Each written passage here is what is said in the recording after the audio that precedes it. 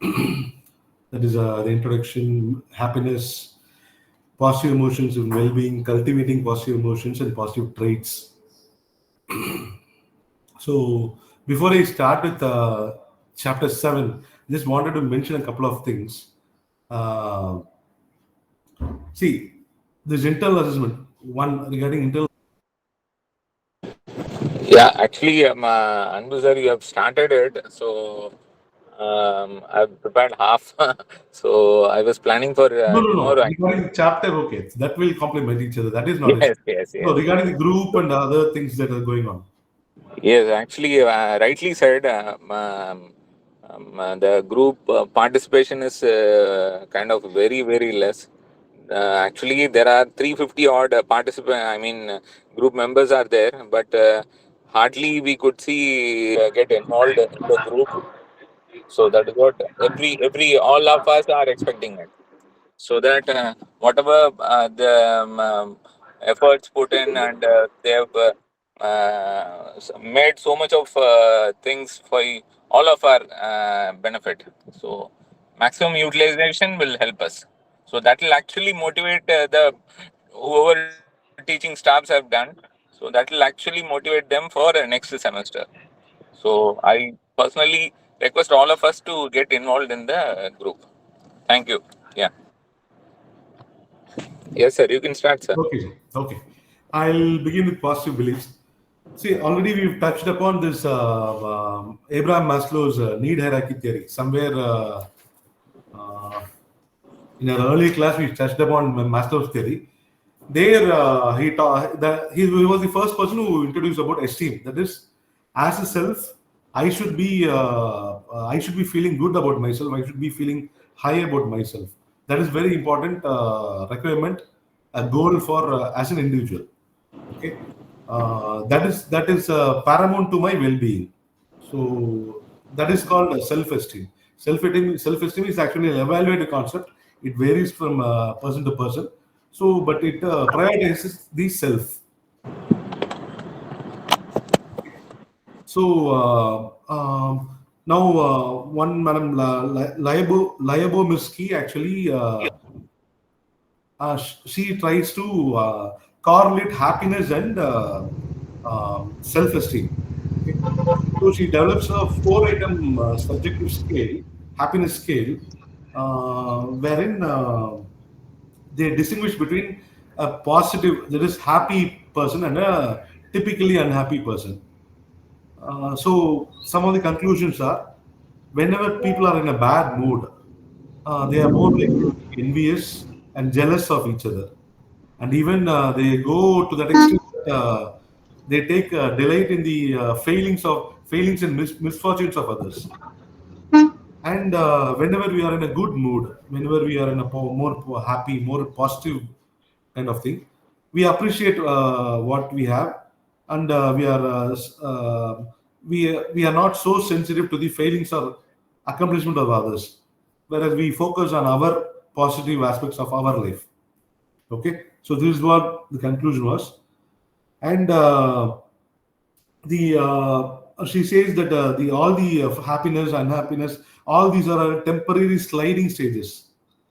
Okay, so the feedback, no, in a general team or a general company or a general group setting, the feedback that we received, especially from our peers, they have a much greater effect on unhappy people rather than on happy people. This I've already said when I covered the positive traits. That is, they it is very important to them.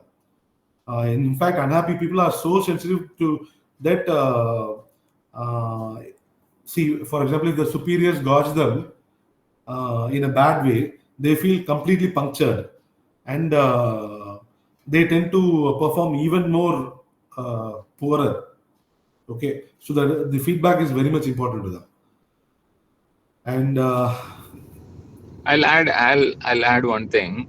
yeah. As you said, நான் தமிழ்ல சொல்றேன் ஆக்சுவலா. இப்போ அவங்க எப்படி நினைப்பாங்கன்னா, இந்த unhappy and happy பீப்புளுக்கு வந்து ஒரு டிஃபரன்ஸ் சொல்லியிருக்காங்க இதுல. எப்படின்னா, அந்த அன்ஹாப்பி பீப்புள் எப்படி பண்ணுவாங்கன்னா, இப்போ அவங்க வந்து ரொம்ப புவரா பண்ணியிருப்பாங்க. ஃபார் எக்ஸாம்பிள் அப்ரைசல் அது மாதிரி ஏதாவது எடுத்துக்கோங்க ஆஃபீஸில். அவங்க புவரா பண்ணியிருப்பாங்க. பட் அவங்க கவுண்டர் பார்ட் வந்து அதை விட மோசமாக பண்ணியிருந்தாங்கன்னா they'll be happy. Unhappy people. Okay, so அவங்க வந்து அதை விட மோசமாக பண்ணியிருக்காங்கன்னா இவங்க உடனே சந்தோஷப்படுவாங்க அப்பா அப்படின்னு சொல்லி. Otherwise S. ஸோ இன்னொரு கேஸ்ல பாத்தீங்கன்னா இவங்க வந்து நல்லாவே பண்ணியிருப்பாங்க. ஒரு இதுல வந்து ஒரு ப்ராஜெக்ட்ல நல்லாவே பண்ணியிருப்பாங்க. பட் அவங்களோட பேர் இன்னும் நல்லா பண்ணதுனால இவங்க சேடா இருப்பாங்க. அவங்க வந்து இவங்களை விட பெட்டரா பண்ணியிருப்பாங்க. ஸோ அதனால வந்து they will feel sad for the whatever they've done. சரிங்களா? ஸோ இதுதான் வந்து அன்ஹாப்பி பீப்புளுக்கும் ஹாப்பி பீப்புளுக்கும் உள்ள டிஃபரன்ஸ். ஸோ தே தே தே அதர்ஸோட அன்ஹாப்பினஸை தான் அவங்க பெருசா ப்ரையாரிட்டி கொடுப்பாங்க. ஸோ அது ஒரு வந்து இது இதாகும்.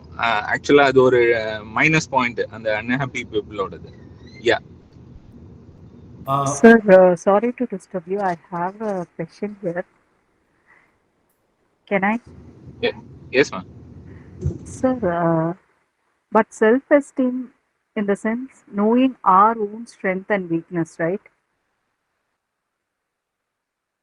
Is it about happiness and unhappiness mattuma, or else knowing about our own No strength and self-esteem. weakness? இன்னும் செல்ஃப் எஸ்டீமுக்கு வரல. திஸ் இஸ் அபவுட் அவங்க சொன்ன மாதிரி லிபோவிஸ்கின்னு ஒரு மேம் வந்து ஹாப்பினஸை பத்தி பேசுறாங்க இனிஷியலி. அவங்க வந்து ஹாப்பி பீப்புள் அண்ட் அன்ஹாப்பி பீப்புளோட டிஃபரன்ஸ் வந்து சொல்றாங்க. ஸோ ஹாப்பி பீப்புள் வந்து எப்படி பிஹேவ் பண்ணுவாங்க, அன்ஹாப்பி பீப்புள் வந்து ஒரு ஒரு ஆஃபீஸ்லயோ இல்லைன்னா மற்ற இடத்துலயோ எப்படி அவங்க பிஹேவ் பண்ணுவாங்கன்றத வச்சு சார் வந்து இனிஷியலா ஸ்டார்ட் பண்றாங்க. That is what, sir. இப்போ ஹாப்பினஸ்ங்கிறது வந்து இட் வில் பி சேஞ்ச் கான்ஸ்டன்டா. எல்லாருக்குமே ஒரு விஷயம் வந்து ஹாப்பினஸ் கொடுக்காது. That is what you are coming to say, right? இல்ல சார், ஹாப்பினஸ் வந்து each person differs from each person to person, right? வந்து ஹையா இருக்கா இல்ல இட் வேரிஸ். ஆமா. Okay okay sir, sorry. Thank you, sir. Thank you, sir. Yes, madam. Actually, this is actually a continuation of the previous chapter. That is first happy positive psychology பாத்தீங்கன்னா அவங்க ஹாப்பினஸ்ன்றதை study பண்றாங்க. தென் positive emotions study பண்றாங்க. அது எப்படி நம்மளோட wellbeing, நம்மளோட physical, social, psychological wellbeing எப்படி contribute பண்றது ஸ்டடி பண்றாங்க. And how to cultivate positive emotions அதை பற்றி பார்க்குறாங்க. தென் பாசிட்டிவ் ட்ரைட்ஸ். ஸோ அந்த ஃப்ளோவில் வரும்போது they are trying to research happy people and unhappy people. So இப்போ இந்த செல்ஃப் எஸ்டீம்னா என்ன அப்படின்றத அரைவ் பண்றாங்க. ஸோ அதுக்கு முன்னாடி இந்த ஸ்டடி அதுதான். Okay sir, okay sir, okay sir, thank you sir. So in continuation to what Suleiman has said, see what happens is unhappy people keep on spending more time by ruminating the negative events, missed opportunities, and keep on comparing with others. இதே அவங்க பண்ணிட்டு இருப்பாங்க. So this keeps on going. But ultimately, both happy and unhappy people, they need something called as self-esteem. That is prime to them. அது என்னன்னா ரொம்ப சிம்பிளா சொல்றதா, it is a feeling of self-worth and value of ourselves that results when the self judges the self. இதான் அதோட exact definition சொல்றதுன்னா, this is what is self-esteem is. It is a feeling of self-worth and value that results when the self judges the self. Okay. So this definition was given by one Baumeister. In our slide also it's mentioned. That is, it refers to the evaluative component of the self concept. ஒரு individual அவங்கள பத்தி இது பண்றாங்க. ஒரு 2-3 கொஸ்டின்ஸ்ல வந்து அதை symbolises பண்றாங்க. That is, I feel I have a number of good qualities. I take a positive attitude toward myself. I feel I am a person of worth, at least on an equal plane with the others. I wish I could have more respect for myself. The மாதிரி all these feelings are actually reflections of self. Individuals, they view themselves as highly successful, highly attractive, likable, and competent people. So self-esteem is influenced by others, and it bears a lot of relationship to actual abilities and talents. அதை வந்து arrive பண்றாங்க.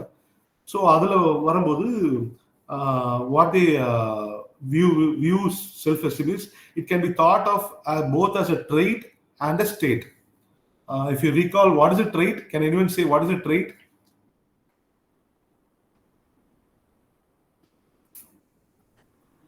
Means personality.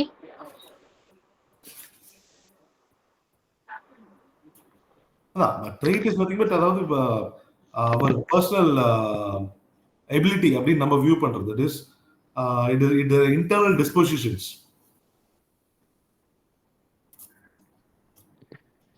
Okay. So self-esteem can be seen both as a trait and a state. அதாவது when I feel self-esteemed, I tend to be upright and positive in my outlook of life. So இது ரெண்டுமே பார்க்குறாங்க. So many studies went on. Sir, excuse me. Yeah. Can we say trait as our qualities? Yeah, qualities, abilities, all those put together. Our previous chapter was traits. I just wanted to recall a bit, that is why. Okay, sir. So a number of studies went on.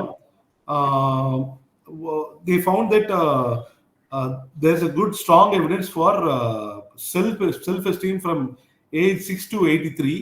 ஒரு ஸ்டேபிளா self esteem இருக்குது அப்படின்றது they are trying to arrive that. And now they go on linking self-esteem with happiness, and then self-esteem with well-being, and then finally to the dark side of self-esteem. All these things they are discussing in the text. First we go to value of self-esteem. Madam, next slide, Ashana. So first is the value of self-esteem. இந்த வேல்யூன்றது என்னன்னா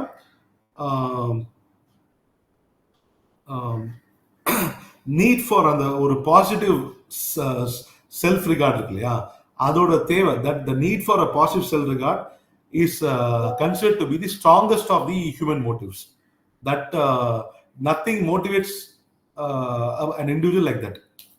So Myers says that Myers is a psychologist. He says that life satisfaction may begin only with self-satisfaction. Okay, so self-evaluation, life evaluation seem to be intertwined. They are intimately intertwined. So he also goes on to say that general life satisfaction has stronger links to self-esteem more than anything else. That is satisfaction with friends, job, family, income. அது எல்லாத்தையும் தாண்டி self satisfaction தான், self esteem is paramount அப்படின்னு சொல்றாரு. So people with high self-esteem are generally not overwhelmed by negative events. They have a inbuilt safeguard against stress and anxiety, and anything that can deflate our self-image, they have a safeguard to it. And this is where something called as reserve self-esteem or concept சொல்றாங்க. That is, what is reserve self-esteem na? Whenever you face some real life incidents that damages your self-esteem, okay, you have that kind of positive outlook that you overcome easily. That is called as reserve self-esteem. It helps them absorb the blow to self without caving in, without giving up. It helps to absorb all the blows, and அடியை தாங்கக்கூடிய சக்தி அது மாதிரி வச்சுக்கலாம். So அதுதான் இந்த reserve self esteem. So இது சொல்லும் போது தான் they discuss something about terror management theory. Again, this question was asked in our internal assessment also. What is terror management theory? See, the terror of facing death or facing the ultimate downfall, that scares us more. So this theory actually argues that a culture is developed among the members where means of achieving a sense of value in the society, a social status, இல்ல ஒரு ஒரு workful condition, achieving that is more, அதுதான் best, அதுதான் வாழ்க்கையில ரொம்ப உன்னதமானது அப்படின்றத propagate பண்ணிட்டு வராங்க. So this is what terror management theory speaks about.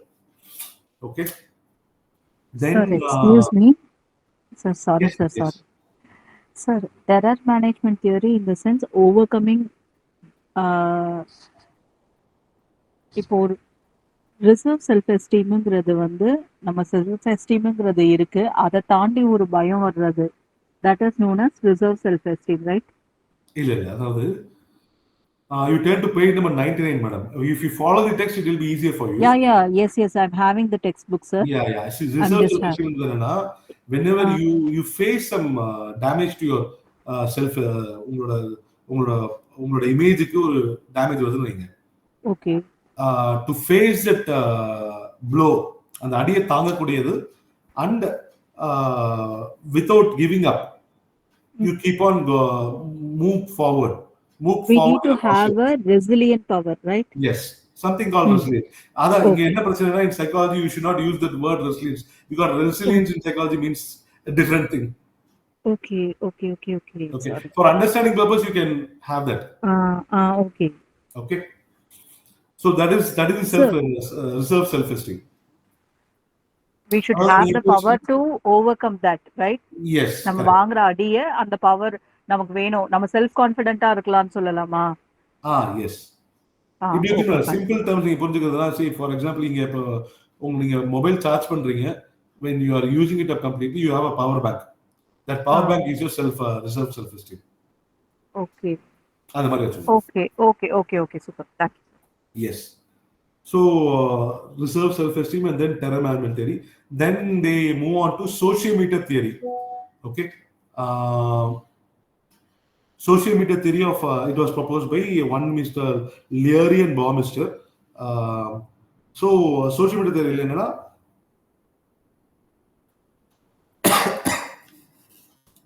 the fundamental purpose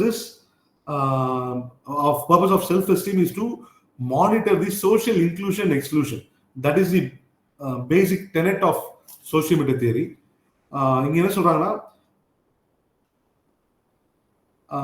maintaining the social relationship is very much important to our well-being.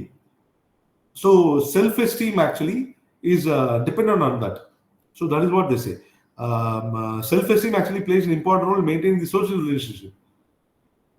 So human survival was dependent on this close relationship with others. So இதுல வரப்பதான் அந்த internal monitoring system அப்படின்னு ஒன்று சொல்றாங்க. அதாவது every human with a high self-esteem is equipped with an internal monitoring system, which keeps on motivating him or her, and it helps them. I mean, ஏதாவது ஒரு தடங்கள் வரப்போ இல்லை வந்து ஏதாவது ஒரு பிரச்சனை வரப்போ, it helps them to rejuvenate and move forward with positivity. அதுதான் அந்த internal monitoring system. It keeps on monitoring you, it keeps on warning you that your this situation is dangerous to your self-esteem. அப்படின்னு சொல்லிட்டு it keeps on redoing you. அதுதான், that is what that internal monitoring system. Okay, அது உங்களுக்கு புரிஞ்சுக்கிற மாதிரி சொல்றேன். ஒரு example ஒன்று சொல்லியிருக்காங்க. தட் இஸ் இப்போ வந்து ஒரு நான் சொன்ன எக்ஸாம்பிள் தான், சம்திங் லைக் அந்த பவர் பேங்க் அந்த கான்செப்ட் தான். இப்போ வந்து ஒரு வண்டியில வந்து இப்போ அந்த ஃபியூயல் லெவல் இருக்கு இல்லையா, car, two wheeler, whichever vehicle, there is something called fuel level.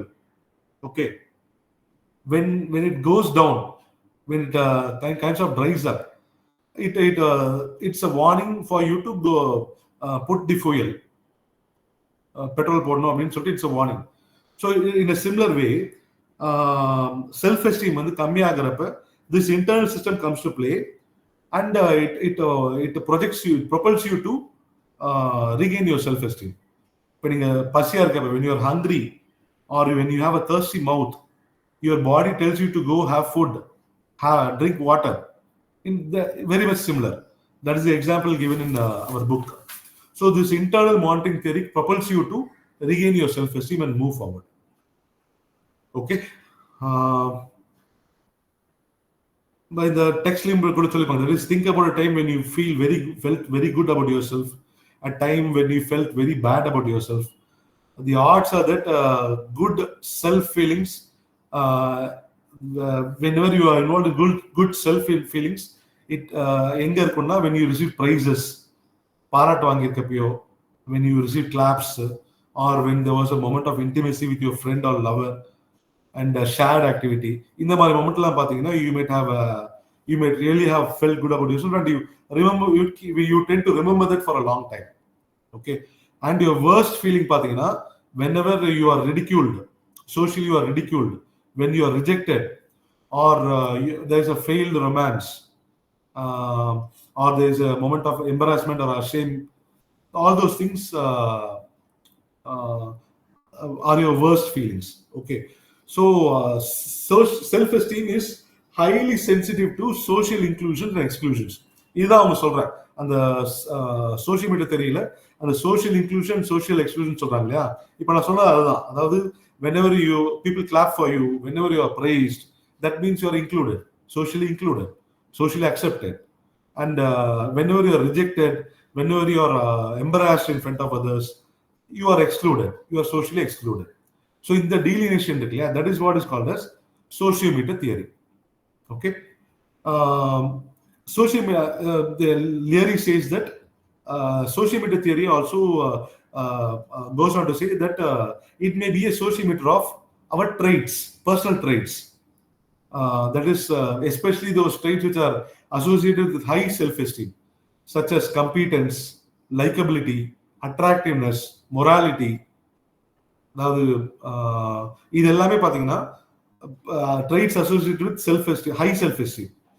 So இந்த இடத்துலலாம் வந்து this meter plays a larger role. Okay, whenever there is a social acceptance, there is a need for social acceptance, the sociometer theory comes in handy. Okay, then they sketch a historical study. And the self-esteem theory-ல வந்து ஒரு historical study மாதிரி சின்னதா arrive பண்றாங்க.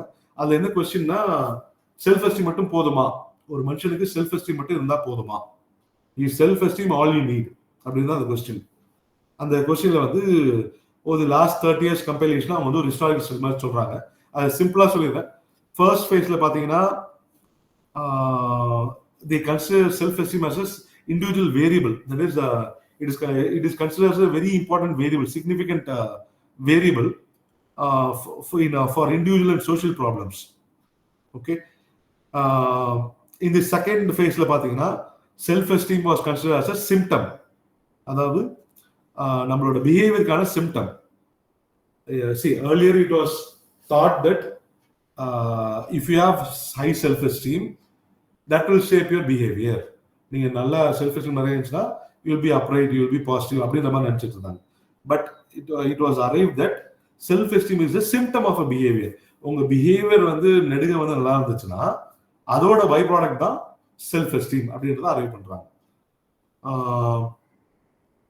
So இந்த part இருக்குல்ல, that is as a symptomன்ற வரப்ப researchers actually encountered two major problems in differentiating the fact and fiction. அதாவது தியரியும் நடைமுறையும் பண்றப்ப ரெண்டு இம்பார்ட்டன்ட் ஷார்ட் கமிங்ஸ் வராங்க. வாட் ஆர் ஷார்ட் கமிங்ஸ்னா, most findings show that benefits of self-esteem were based on correlation studies தான். அதாவது ரெண்டு தனி நபர்களையோ இல்ல ரெண்டு தனி இண்டிவிஜுவல் குரூப்ஸையோ தான் கம்பைன் பண்ணி தான் இந்த செல்ஃப் எஸ்டீம்க்கு அரைவ் பண்றாங்க. Okay, so they are based on correlation studies and not cause and effect. அதாவது நம்ம டிபிக்கல் எக்ஸ்பெரிமெண்டல் ஸ்டடியில ஒரு இண்டிபெண்டன்ட் வேரியபிளை பிக் பண்ணி நம்ம அவுட்கம் அரைவ் பண்றோம் இல்லையா, காஸ் அண்ட் எஃபெக்ட். அந்த மாதிரி கிடையாது self esteem studies. They are only correlational studies. And most of the self-esteem studies பாத்தீங்கன்னா the final research, the final outcome is only assessed based on the reports given by the self. அந்த individual கொடுக்குற report வச்சு தான் arrive பண்றோம். So வந்து அது எவ்வளவு கரெக்டா கொண்டது தெரியல. Okay, so it gradually came to be known that high self-esteem was largely unrelated to independently assessed social achievement. See, அந்த இன்ஸ்டன்ட்ல maybe we may be happy, but over time அது ஒரு பெரிய மேட்டர் நம்ம நினைப்போம். ஓகே, இதெல்லாம் வந்து தெரிய வருது. Then also people with high self-esteem who are narcissistic. Narcissistic can anybody say what is narcissism? Hi, sir. Narcissism means people who are always more selfish and thinks about Extremely only selfish. extremely selfish and doesn't have empathy for the people, even their own uh, blood relations or even a Yes, wife or anyone. They are much self-centered and too much selfish. They are worried only about their happiness. yes, And exactly. yeah. They are extremely self-centered. they அந்த ஒரு அவங்கள வந்து admire பண்ணும், எல்லாருமே அவங்கள தான் admire பண்ணும் அப்படின்ற ஒரு ஃபேன்சி ரொம்ப இருக்கும். And lack of complete empathy. That is what is called as narcissism. Okay, even narcissist people are actually they have high self-esteem. Ana, it was found that narcissistic people who have high self-esteem are prone to violence. See, once a person involves in violence, ultimately they'll end up spoiling their well-being and the social well-being. Okay, so அந்த அதாவது நம்ம முதல்ல assume பண்ணோம் இல்லையா, high self esteem இருந்தால் அவங்களுக்கு வெல்பீயிங்க்கு அதை directly ப்ரொபோஷனல்ஸ் முதல்ல அசியூம் பண்ற அந்த அசம்ஷன் தப்புன்ற கன்க்ளூஷனுக்கு வராங்க. Okay, narcissistic people are also people of high self esteem. So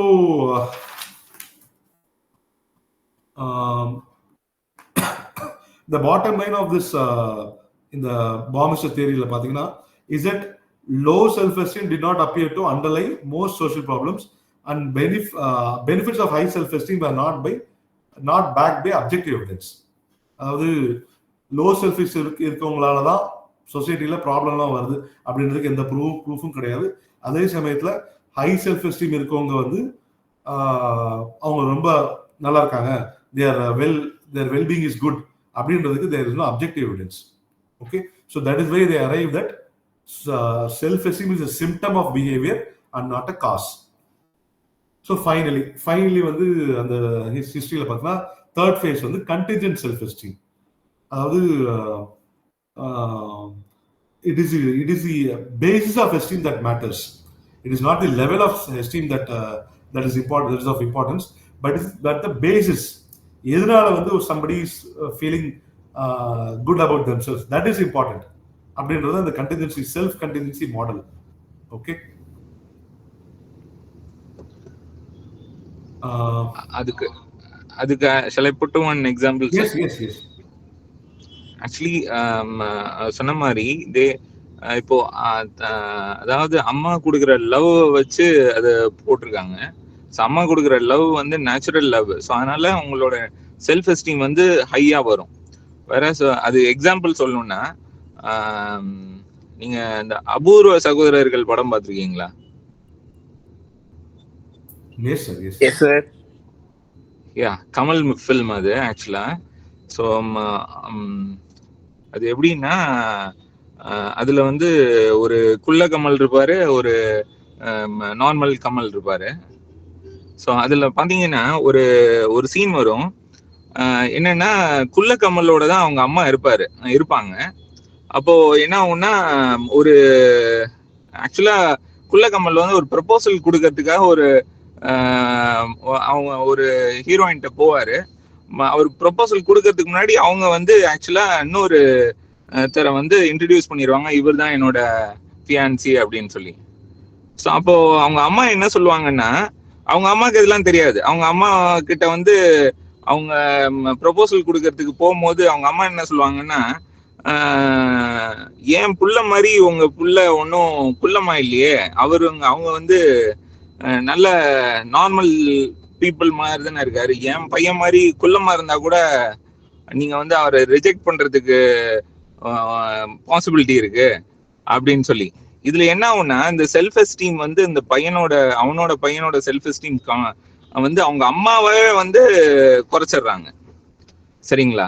so இதுதான் considering the standard of the normal people. So இப்போ என்ன ஆகுதுன்னா, இப்போ இதுதான் கண்டிஞ்சன்ட் செல்ஃப் எஸ்டீமோட இது எக்ஸ்பிளனேஷன் கொடுத்துருக்காங்க. ஸோ கம்பேரிங் த ஸ்டாண்டர்ட் வச்சு நீங்க செல்ஃப் எஸ்டீமை குறைக்கிறது, சரிங்களா? ஸோ இதுதான் வந்து இதை நீங்க அந்த படத்தை பார்த்தீங்கன்னா உங்களுக்கு தெரியும். அந்த சீனை வந்து நீங்க ரீக்ரியேட் பண்ணீங்கன்னா தெரியும். ஸோ அவங்க பையனுக்கே வந்து ஒரு அவங்க அம்மாவே வந்து அவங்க செல்ஃப் எஸ்டீமை குறைக்கிறது. ஸோ அவங்களோட நார்மல் லவ் வந்து அதை வந்து அதுவே வந்து அவங்களோட செல்ஃப் எஸ்டீமை குறைக்கிற மாதிரி, அதுதான் கண்டின்ஜென்ட் செல்ஃப் எஸ்டீம்னு வர்றது. நீங்க அது இன்னொரு வாட்டி படிச்சீங்கன்னா உங்களுக்கு புரியும். ஸோ இது எக்ஸாம்பிள் மேட்ச் ஆகுதுன்னு பார்த்துட்டு எனக்கு சொல்லுங்க. That's it sir. Hope I am able to explain it. Yes. Yeah. இது சொல்லும் போது அதாவது there's a statement in the text. See, for example, getting a C in a college class may be major blow to individuals with an academic competence. அதாவது academic competence based self worth. அதாவது நான் நல்லா படிச்சேன், நல்லா mark வாங்குவேன், நல்லா acknowledge பண்ணோம், இப்படி நினைக்கிறவங்களுக்கு ஒரு C கிரேட் வாங்கினா that will be a major blow for them. But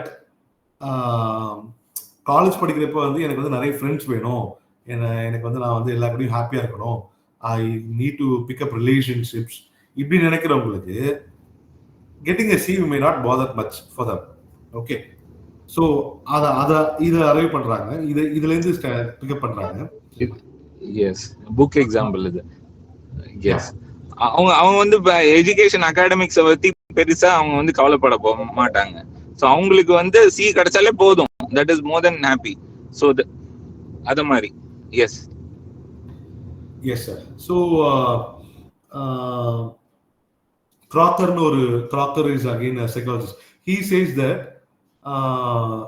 thinking of self-worth only in terms of level is an oversimplified view of the self-contingency.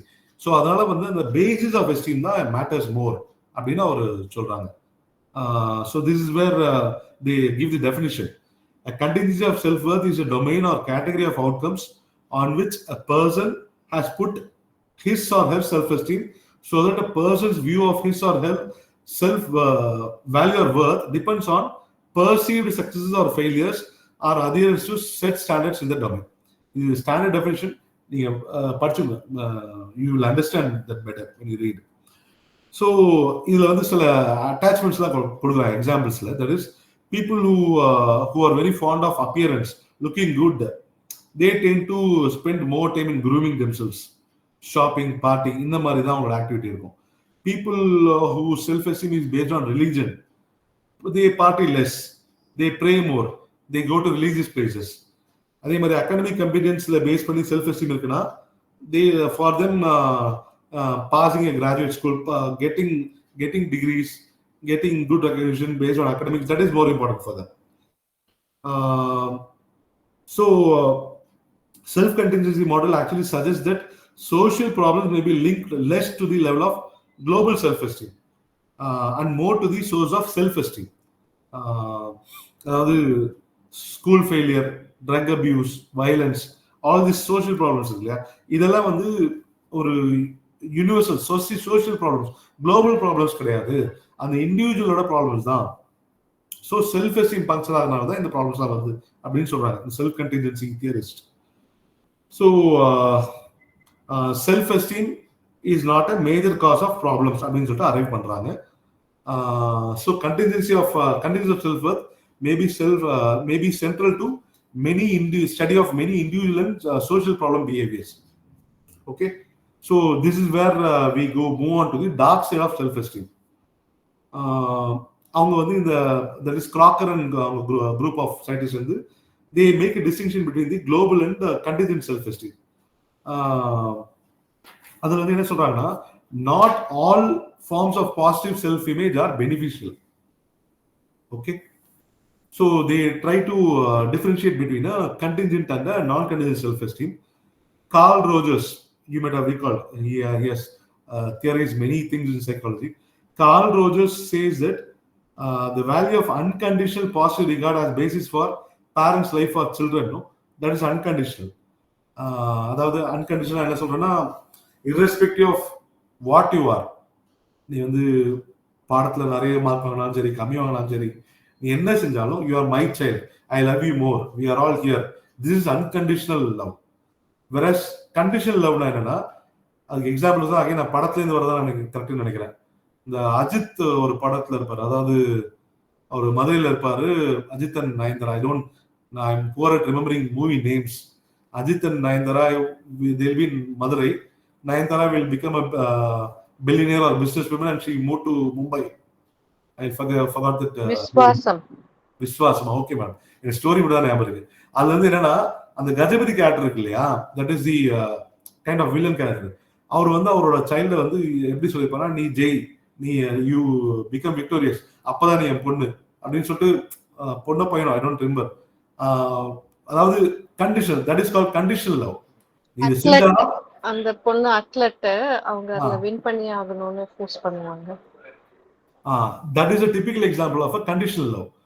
இதை செஞ்சாதான் you will get love, you will get my concentration அப்படின்னு சொல்றது அந்த conditional love. Okay, so what this conditional love does is it continuously creates an insecurity for the child, because the child feels that love can be withdrawn whenever conditions of worth are not fulfilled. Again, இது அழகா அந்த படத்துல actually காமிச்சிருப்பாங்க, அந்த குழந்தை எப்படி feel பண்றதுல காமிச்சிருப்பாங்க. And finally Ajit also, he tries to convince and counsel that person also, Kajapati also. So Rogers argues that people whose self-worth is continual source of insecurity for a child, because love can be withdrawn whenever conditions of worth are not fulfilled.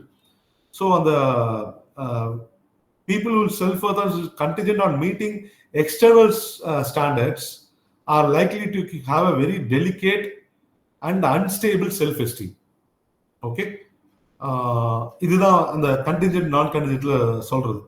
நான் contingent self எஸ்டீம்ல என்ன சொல்றாங்கன்னா, whose self-esteem is based on external factors, which is not unconditional, they tend to have a very, very delicate, unstable self-esteem.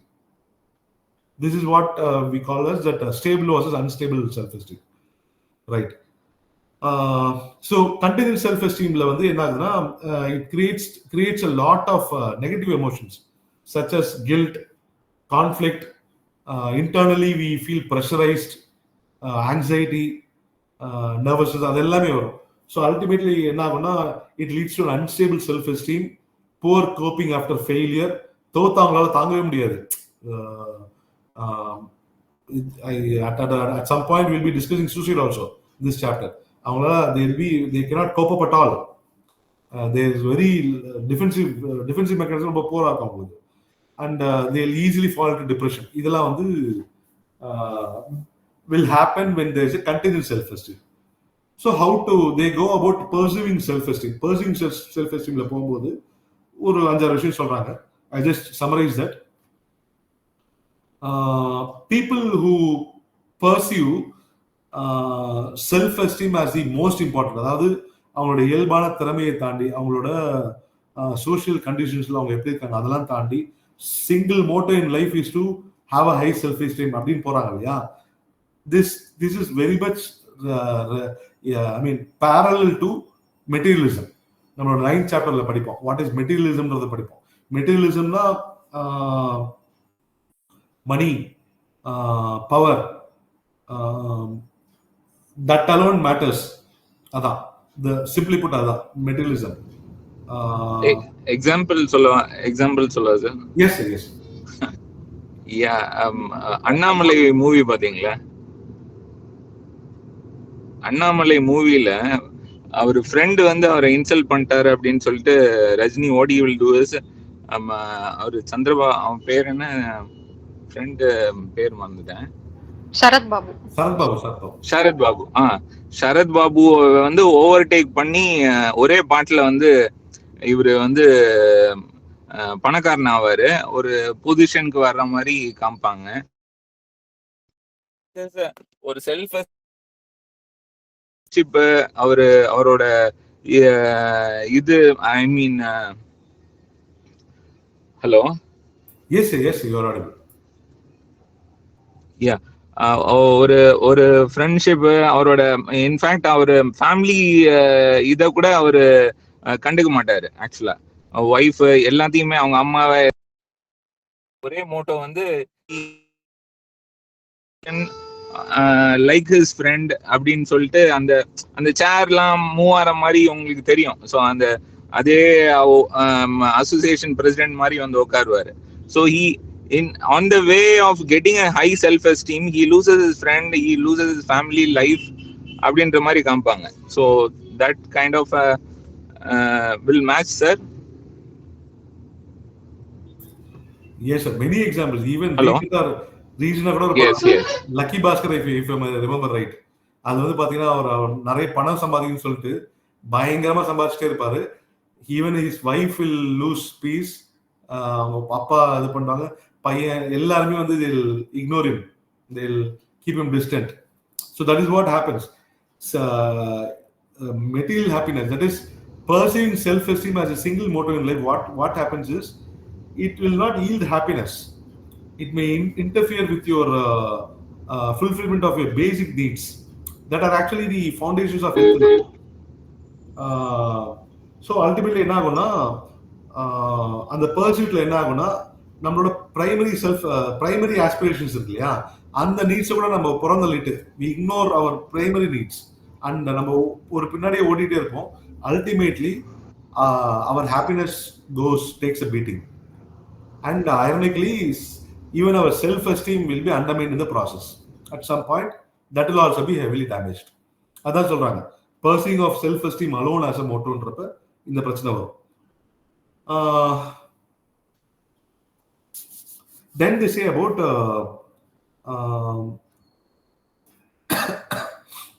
ஒரு அதாவது இப்போ சின்ன பசங்க இப்போ செய்கிறாங்க இல்லையா, நம்ம our parents in many of our schools no, they put them in lots of classes, lots of tuitions, which they may not actually enjoy, but they only want to be acknowledged in the class or acknowledged in school that they are number one in this அப்படின்னு சொல்லிட்டு அததான் அவங்க அந்த example சொல்லிருப்பாங்க. That is, they select the classes that only increase the grades. For example இப்போ என்ன பண்றாங்கன்னா sir, இப்போ ஆலன் கிளாஸஸ்னு ஒண்ணு இருக்கு. What they do is correct, அவங்க வந்து only they coach for NEET and JEE அத மாதிரி மட்டும் தான் they will coach it. Normal அவங்களோட ஸ்கூலிங் லைஃபே வந்து they will coach for this maths, physics, chemistry அந்த மெயின் சப்ஜெக்ட் மட்டும், அந்த பயாலஜி இந்த மெயின் சப்ஜெக்ட் மட்டும் to score marks in NEET அதுக்கு மட்டும் ஃபோக்கஸ் பண்ணுவாங்க. So they don't have to come to the school. Normal ஸ்கூலிங்கே இருக்காது அவங்களுக்கு. So they will only focus on this primary subject, and whereas they don't get into school, they have to leave their friends, they have to leave the regular schooling kind of இது எதுவுமே இருக்காது. So as you said, correct, so they will lose in getting academics marks, high self esteem marks வாங்கிறதுக்கு ஆசைப்பட்டு they will lose everything which gives them social well-being. Yeah. Yes, sir. And additionally என்ன ஆகும்னா poor performance in our SARS one example அது அலனிலே பாத்தீங்கன்னா poor performance and when there is a criticism in our performance, that will again lead we take it as a threat to our self-esteem, and instead of accepting as a feedback, useful feedback to improve ourselves, we'll be considering that as a threat to our self-esteem.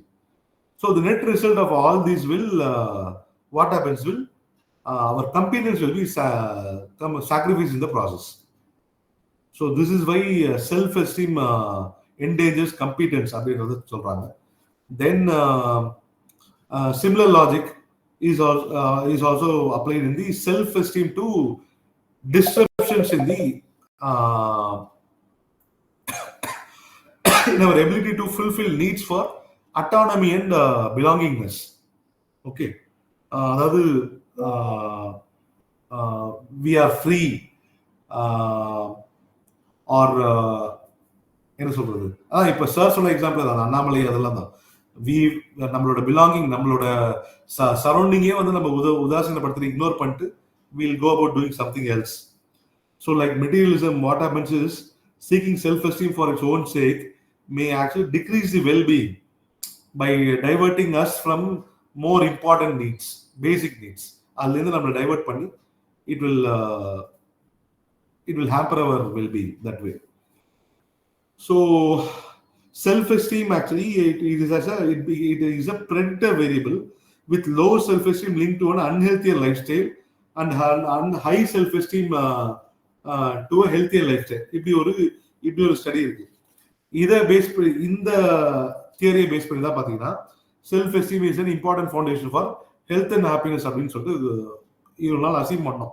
So அதெல்லாம் அடிப்படுது இந்த particular practical எக்ஸாம்பிள்ஸ்னால அடிப்படுது. So this is what is about pursuing self-esteem. Then they discuss something called personal self-control. Madam, you can go to the next slide. See, there are many. Okay, this is about prior to optimism, pessimism. Chinnada self-control பத்தி சொல்லிடுறேன். That is, there are many prominent theories like the self-efficacy theory, self-determination theory, control theory. There are many theories which talks about the control, the importance of control in an individual's life. I should feel that I'm in control of my life. நான் வந்து ஒரு I should not be feeling like a puppet. Okay, I should feel in control of my life. Only then that will cause happiness for me. Otherwise, ஒரு scare, ஒரு unknown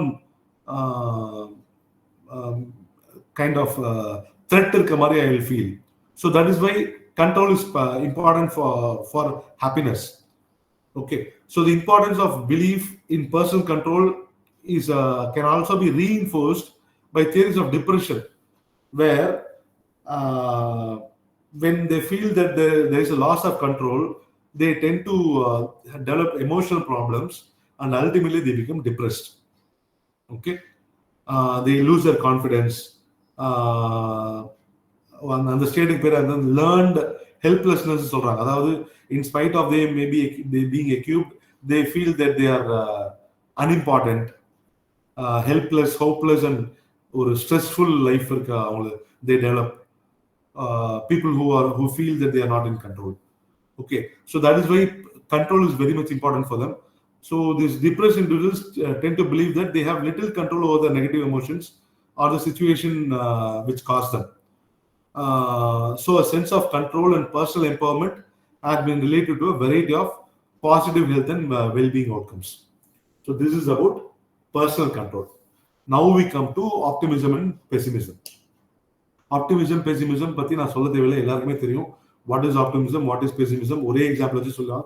Even a text that is discussed, ஒரு டம்ளர்ல பாதி தண்ணி வச்சுட்டு if you are asking the question, is the glass half empty or half full அப்படின்னு கேட்டா your answer tells you if you are optimistic or pessimistic. Okay, so இந்த ஆப்டிமிசத்துல வந்து different types பார்க்குறோம்.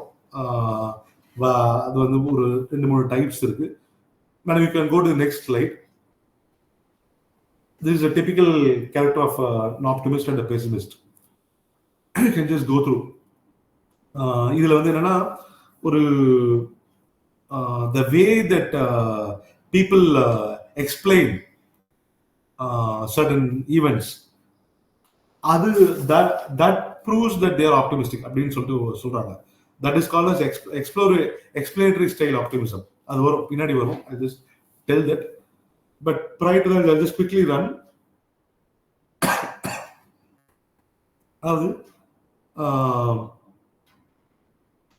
Studies show that positive and negative expectations of the future, அதாவது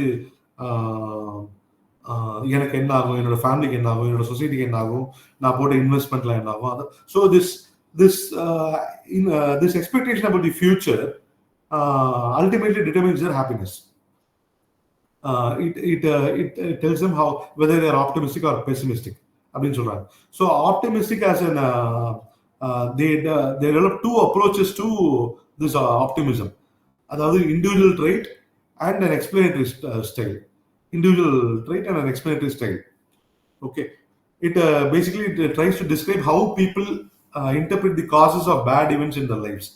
So அதை வச்சுதான் வந்து uh, uh, whether the concerned individual is more optimistic or pessimistic அப்படின்னு சொல்லிட்டு arrive பண்ணலாம் அப்படின்னு சொல்லிட்டு சொல்றாங்க. Also, we will also cover why in certain situations optimism is not beneficial அப்படின்றதையும் பார்ப்போம். And the defensive optimism, unrealistic optimism, தேவையில்லாத ஆப்டிமிசம்லாம் இருக்கு, அதெல்லாம் கூட பார்ப்போம். ஸோ இதுல ஃபர்ஸ்ட் வந்து பாத்தீங்கன்னா அவர் டிஸ்பொசிஷனல் ஆப்டிமிசம். டிஸ்பொசிஷனல் ஆப்டிமிசம்னா சிம்பிளா சொல்றதுன்னா உலகத்துல எல்லாமே நல்லது மட்டும் தான் நடக்கும், இனி வரும் காலங்கள்ல எல்லாமே நல்லது மட்டும் தான் நடக்கும் அப்படின்னு சொல்றதா dispositional optimism. That is a global expectation that the future will bring lot of plenty of good things and very few bad things. This is what is the dispositional optimism. It was termed by Schreier and Carver. Okay. Whereas pessimism is an opposite expectation that future will have more bad than good outcomes. So optimists are confident that they can achieve their goals, while pessimists doubt their ability. I think this can be encapsulated in Einstein's quote. The world is full of skillful people who are doubtful about their abilities and fools who are so sure of themselves. So that is what this theory says.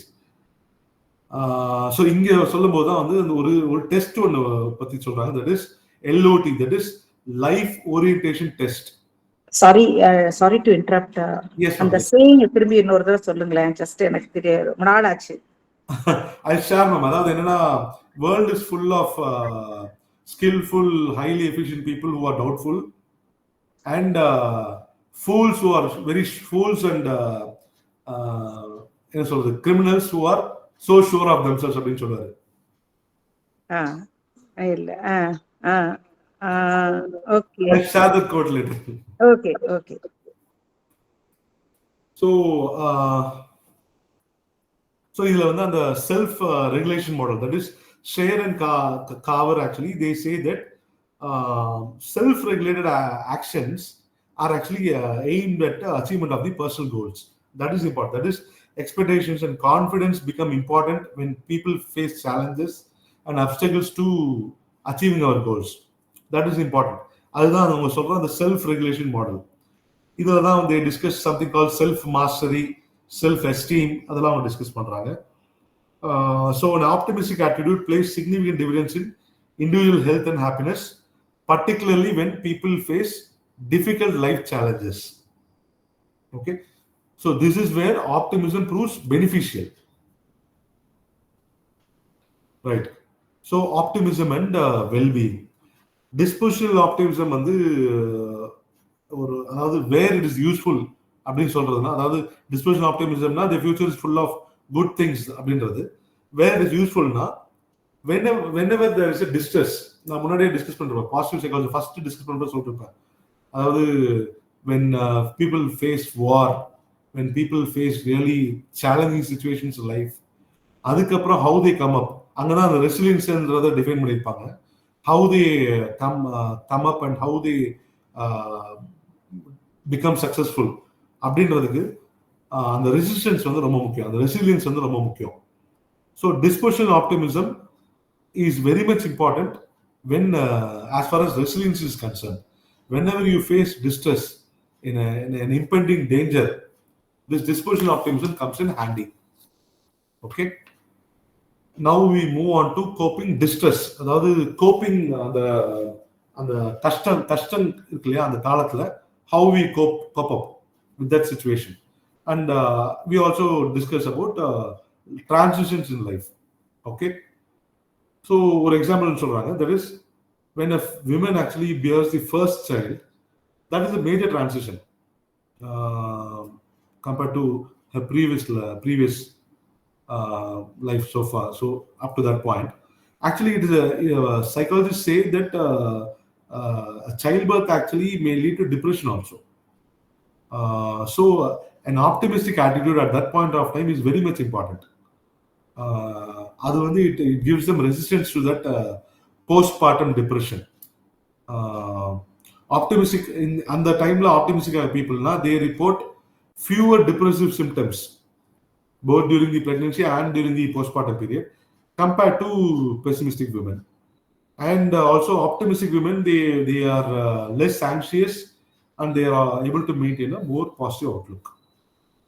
Okay, this is the example discussed in our text. And similar examples, people undergoing bypass surgeries, people getting treatment for breast cancers, or on the rumba life threatening situations, life threatening diseases, அதெல்லாம் overcome பண்றாங்க இல்லையா, அதெல்லாம் discuss பண்றாங்க.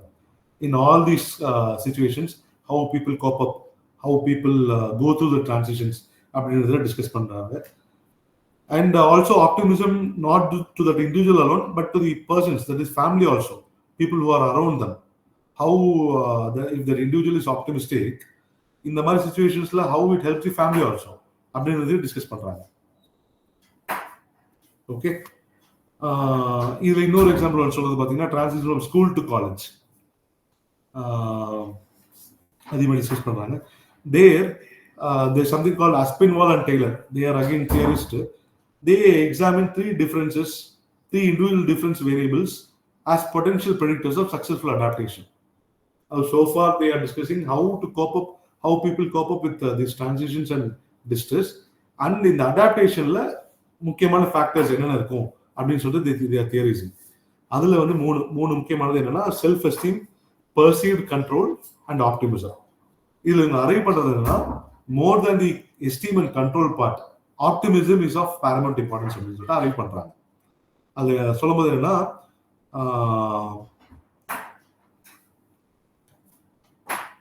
college freshers, they were assessed with this LOT, that is on the life orientation test. அது வந்து அவங்க they were subjected to that LOT. Okay, இது வரும் இந்த லைக் இது கொஞ்ச நேரம் கழிச்சு தேவைப்படும். at that time I will need this slide. அதாவது what happened,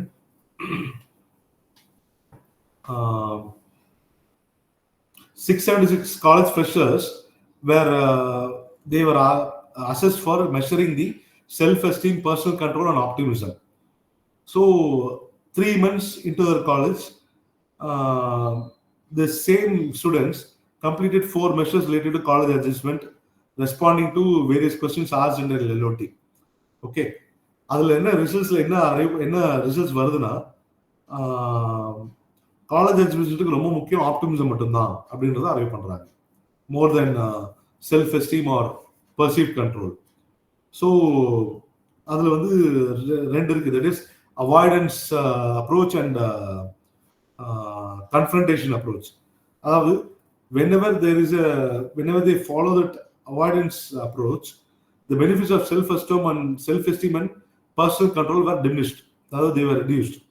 In contrast, optimism was directly related to the measures of successful college adjustment and more effective active coping. Okay,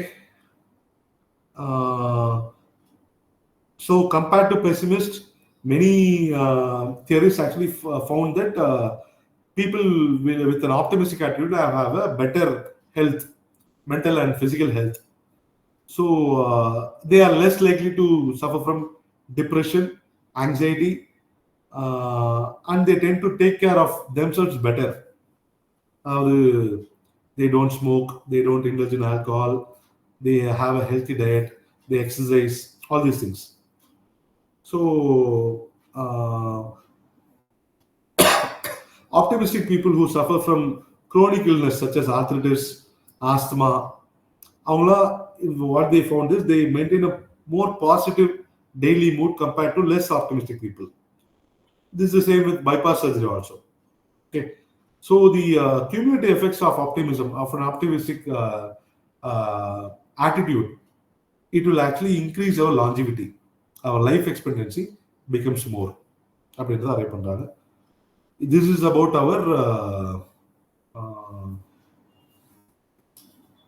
that is ரெண்டு இதுவா சொன்னோம் இல்லையா, individual disposition and explanatory style. So far dispositional optimism and well-being, coping with distress, all these are about individuals.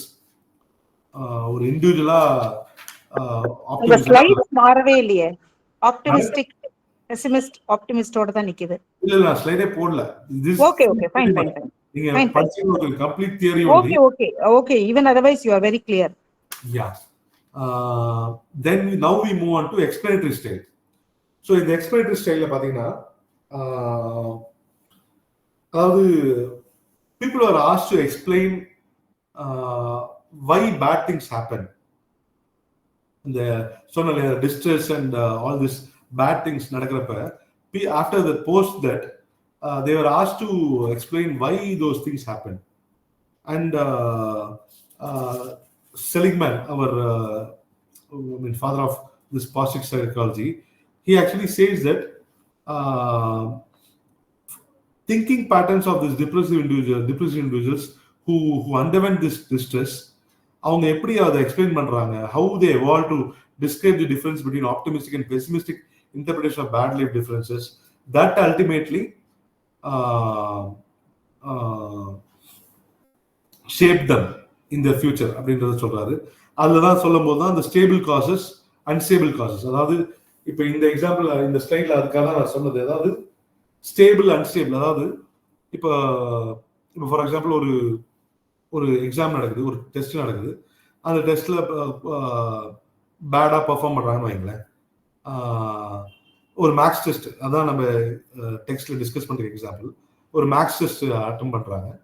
So அந்த stable காஸ்ட்னா என்னன்னா, these are pessimists actually. Stable cost, அவங்க வந்து they say that I'm not good at maths at all and I'm a very bad test taker அப்படின்னு அவங்க சொல்றாங்க. அதாவது அப்படின்னா என்னன்னா, that the causes they are saying, the way they are explaining, it is stable. That is improvement is rarely possible for them. Whereas optimists பாத்தீங்கன்னா, they say that it is a temporary thing. இந்த தடவை நான் சரியா பண்ணல, அடுத்த நான் சரியா பண்ணிடுவேன்.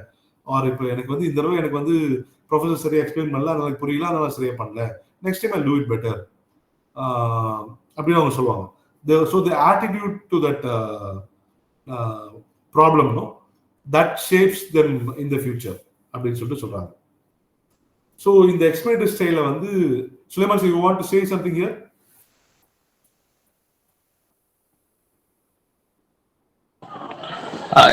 இல்ல sir, you can carry on. Just now I reached. Yeah, you can carry on. Yeah. So in the explanatory style பாத்தீங்கன்னா ரெண்டு விதமா அசஸ் பண்றாங்க. These two types are called as ASQ. That is, madam, I think I've typed it somewhere. Next slide போங்க madam. Next one. This is I think I've all discussed all this, no? Dispersional optimism will be all these individual parts I've discussed. Next slide. This is the explanatory style. Okay. Okay, இது explain பண்றதுக்கு முன்னாடி ஒரு நிமிஷம் madam, ஒரு 2 slides முன்னாடி போங்களேன். Yeah, this one. See, இதுதான் நான் சொன்னது, அந்த வந்து whenever they have a bad experience, optimist பாத்தீங்கன்னா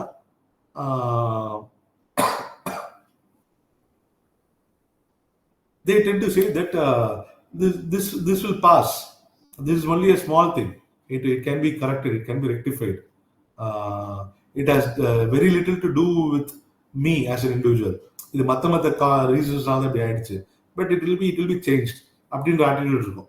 வேற இந்த பெசிமிஸ்ட் பாத்தீங்கன்னா, ஓகே நான் அப்படிதான், நான் இப்படிதான் இருக்க போறேன், my whole life will be like this அப்படின்னு நினைக்கிறது. ஸோ அதுதான் இந்த ஸ்லைட் ஆக்சுவலா. Same incident but different conclusions, how they view life, how they view that problem. That is about the slide. Go on, madam. Go on to the explanatory style. The previous one, yeah. So in the explanatory style, the stable cause and unstable cause. இப்போ நான் சொன்னது the stable cause, unstable cause, and they also talk about the global and specific causes. Global and specific cause I'll just explain through the discussion. I'll just explain. இதுல அந்த assess பண்றது ரெண்டு வகை. That is attributional style questionnaires and content analysis of verbatim explanations. ASQ and CAVE. ASQ was given by Peterson, and the CAVE was given by Seligman, Martin Seligman and Bettels. Okay, the ASQ it actually gives a brief description of 6 negative and 6 positive events. அந்த கொஸ்டினர்லயே 6 case study மாதிரி இருக்கும். 6 positive events and 6 negative events. So people were asked to imagine each situation and what happened to them, what they feel. இதை வந்து அவங்க assess பண்ணுவாங்க. So இதில் examples பார்த்தீங்கன்னா positive events பார்த்தீங்கன்னா your wife or your friend has been treating you more lovingly. இதான் situation, positive situation. Negative event பார்த்தீங்கன்னா you meet a friend who acts hostilely towards you, very ஒரு enemy மாதிரி behave பண்றாங்க. So இதுதான் the examples of the events. So இந்த மாதிரி ஒரு 6 positive event 6 negative event கொடுத்து they were asked to fictionize, they were asked to imagine. Okay, then people were then asked to describe the one major cause of each event and to rate each cause on external, internal, stable, unstable, global specific dimensions.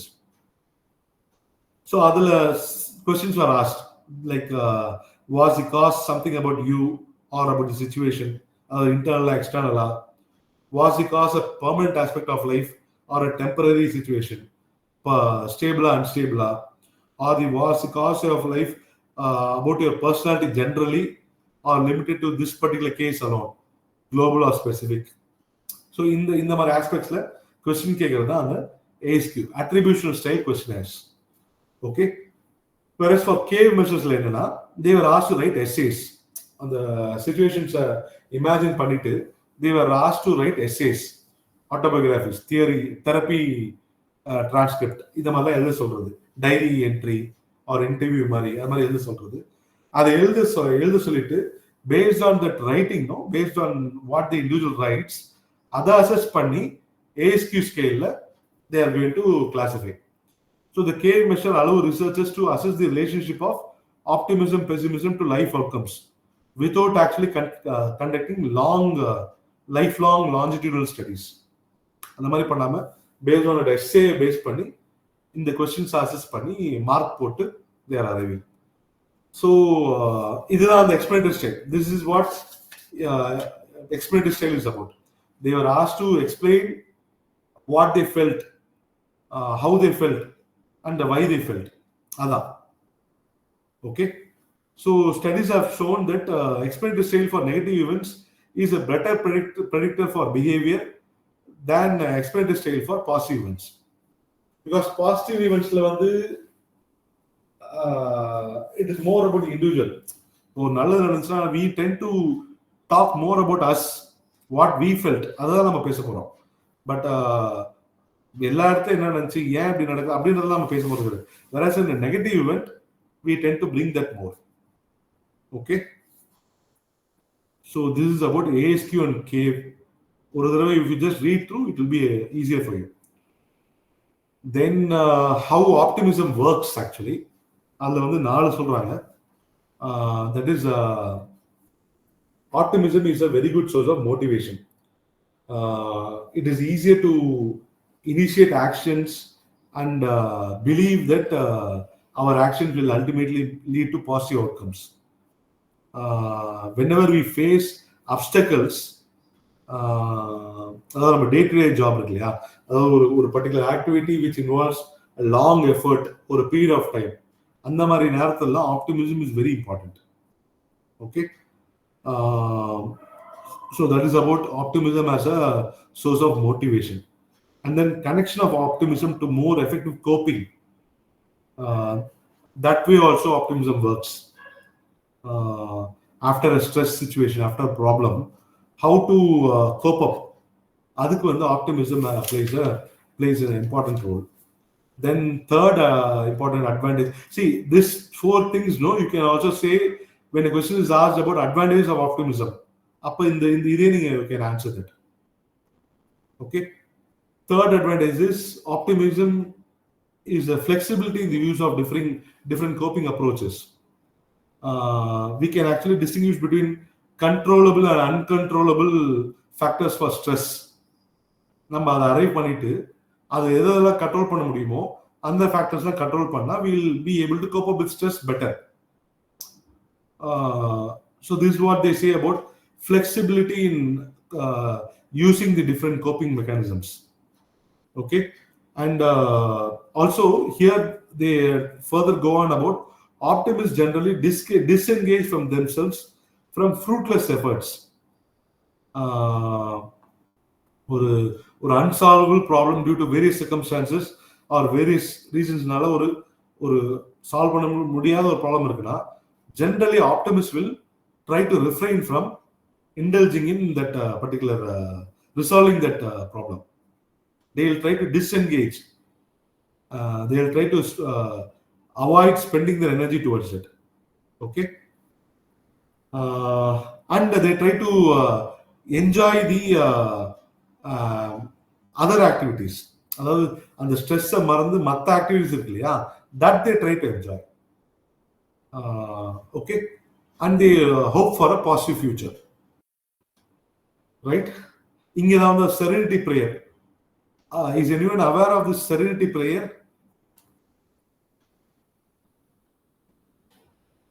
Hollywood ஃபிலிம்ஸ்லாம் பாடுறீங்கன்னா இது வந்திருக்கும், நிச்சயமா பார்த்து படிச்சிருப்பீங்க. You might have come across. Anyway, serenity prayer, it was actually made famous by the Alcoholics Anonymous. Alcoholics Anonymous பார்த்தீங்கன்னா ஒரு இப்போ ஃபார் எக்ஸாம்பிள் யூஎஸ்லாம் பார்த்தீங்கன்னா whenever a person is addicted to alcohol, they அதை வந்து அதுலேருந்து வெளில வர்றதுக்காக பார்த்தீங்கன்னா இந்த மாதிரி குரூப்ஸ்லாம் இருக்கும். ஒரு 10 பேர் 12 பேர் உட்காந்து பேசுவாங்க, ஆல்கஹாலில் என்ன ப்ராப்ளம் இருக்கு, என்னென்ன இது இருக்கு. I think ரீசெண்டாக கூட ஒரு படத்தில் கூட I think they have tried to introduce that. என்ன படம் அது பேரை மறந்துட்டேன், very recently. Kabali, there is a scene on that. Kabali scene இருக்கா sir? Yeah, like they will be the drug addicts.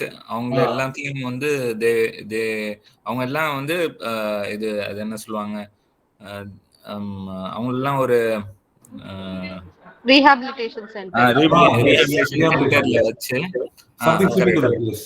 yes அங்க சென்டர்ல வச்சு they will ask their experience, what happened actually when they were having those drugs, என்ன ஆச்சு அவங்களுக்கு, so how they felt, and after coming out of it how they are feeling.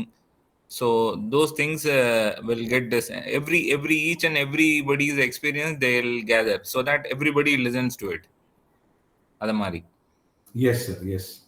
So in the serenity prayer la and I'll just read out the prayer. It is in a page 112 of our text.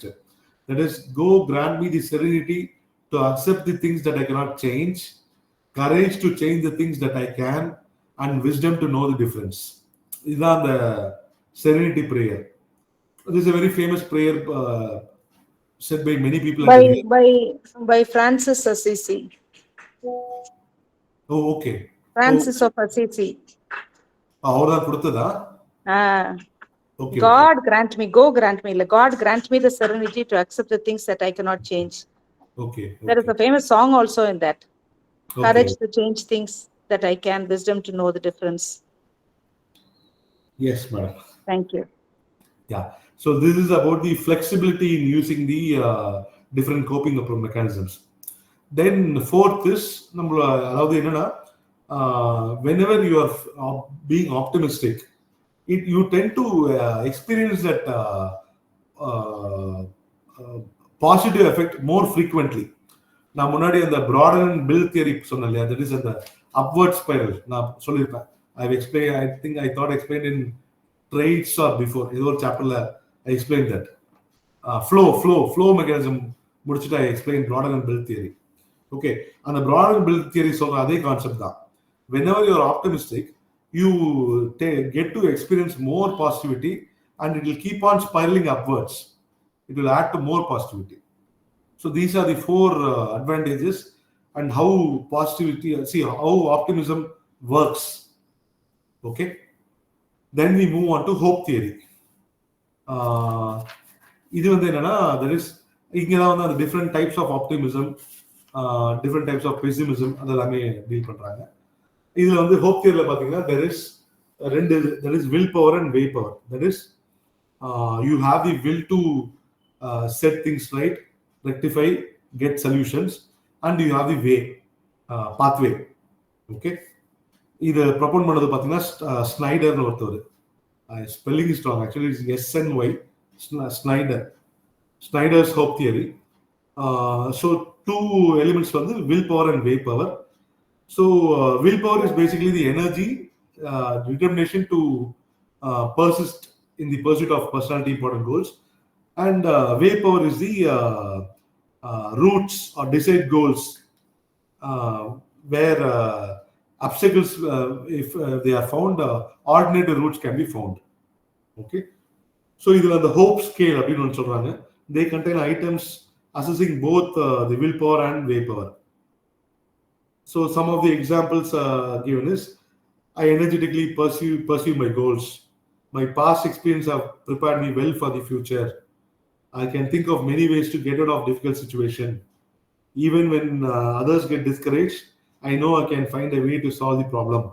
இதெல்லாம் அந்த ஸ்கேல்ல இருக்க statements.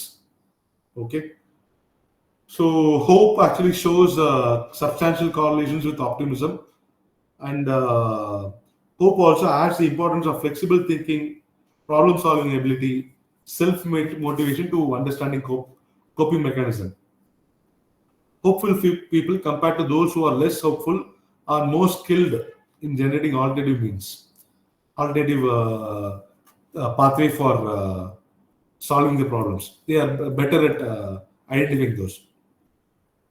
Okay, then we move on to positive power of negative thinking.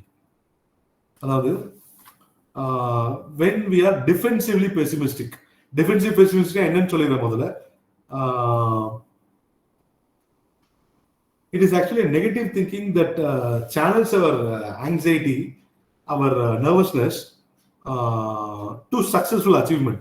அதாவது fail ஆயிடக்கூடாது, we must not end up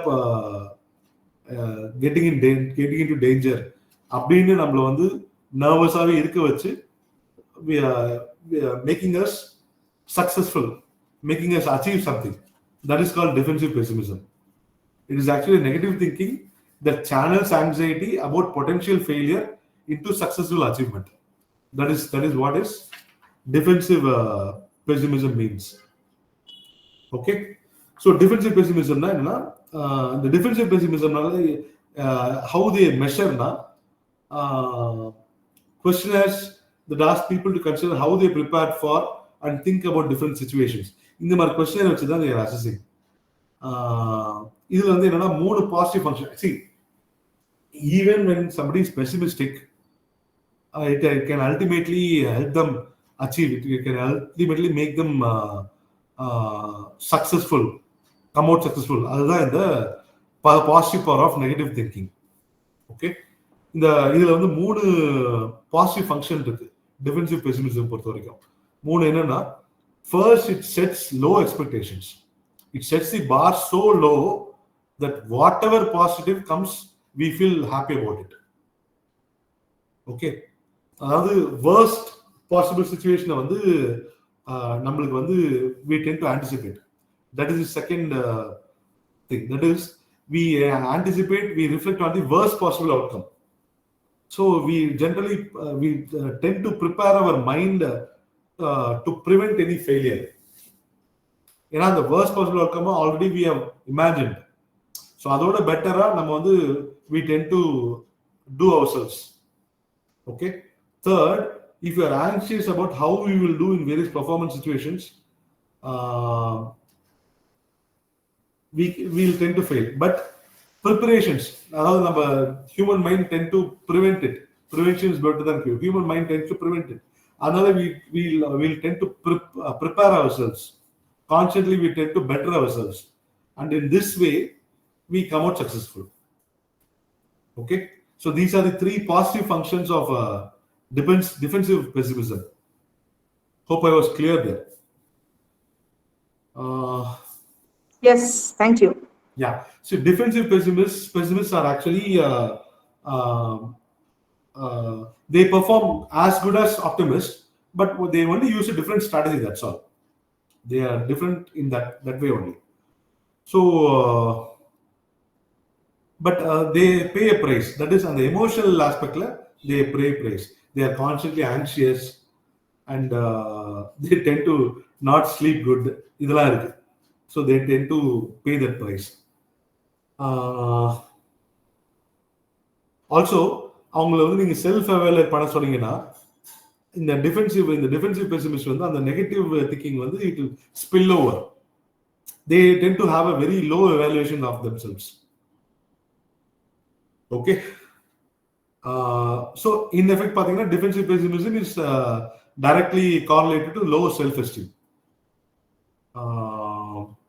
So negative thinking and anxiety of defensive pessimists may be annoying to others, and even interpersonal relationships it may have a huge bearing.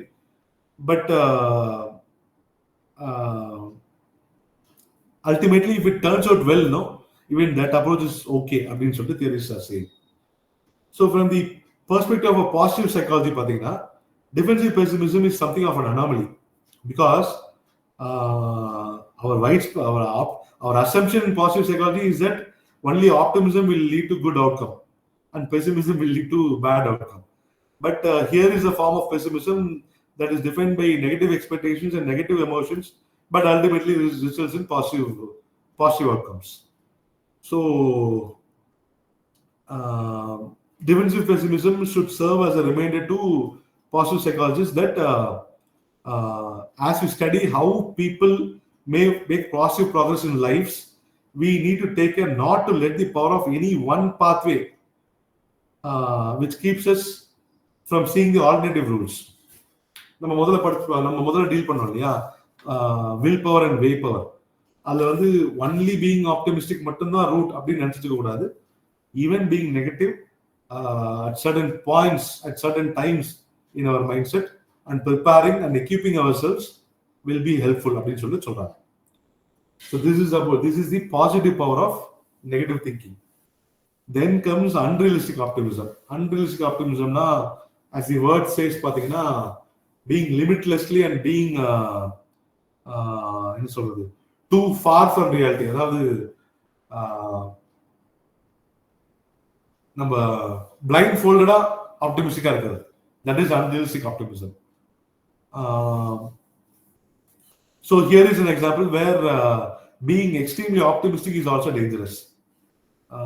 இதுக்கு இவங்க discuss பண்ற cases பாத்தீங்கன்னா where negative life events like cancer, heart attacks, romantic failure, serious accidents, alcoholism, divorce, இதெல்லாம் பாத்தீங்கன்னா நம்ம individuals tend to say that they always that will happen to others only, not to me அப்படின்னு அந்த thinking இருக்கு இல்லையா, அந்த thinking will ultimately give a huge blow to them. For example, they know that lung cancer is there, but அவங்க வந்து still they will smoke. அது lung cancer வந்து என்னோட லங் வந்து அவங்கள விட ஸ்ட்ராங்கு அப்படின்ற மாதிரி ஒரு ஃபீல். ஸோ திஸ் இஸ் எனக்கு வராது லங் கேன்சரு, நான் I can smoke, but he might have it, but I will not have that lung cancer அப்படின்ற மாதிரி ஒரு ஆப்டிமிசம். ஆக்சுவலி இதுல நான் இந்த அன்ரியலிஸ்டிக் ஆப்டிமிசம்ல பேசும்போது I wanted to say something about the juice. அதாவது ஆல்சிக் கமேன், அதாவது when they came னு ஒன்று சொல்லுவாங்க. அதாவது first they came for the communist, I did not speak out because I was not a communist. Then they came for the socialist, I did not speak out because I was not a socialist. Then they came for the trade unionist, I did not speak out because I was not a trade unionist. Then they came for the Jews, I did not speak out because I was not a Jew. Then they came for me and there was no one left to speak out for me. This is actually the unrealistic optimism இருக்கிறதுனால தான் இது வருது. In any society, unrealistic optimism is dangerous. We must keep in check of what is happening around, and whenever something needs to be criticized, whenever something needs to be checked, it should be checked then and there.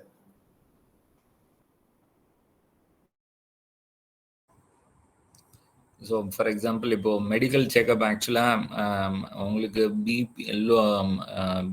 Sugar இருக்குன்னு தெரியும், இருந்தும் நீங்கள் வந்து you don't check it frequently, நீங்கள் வந்து கேஷுவலாக விட்டுறீங்க. So this is unwanted optimism.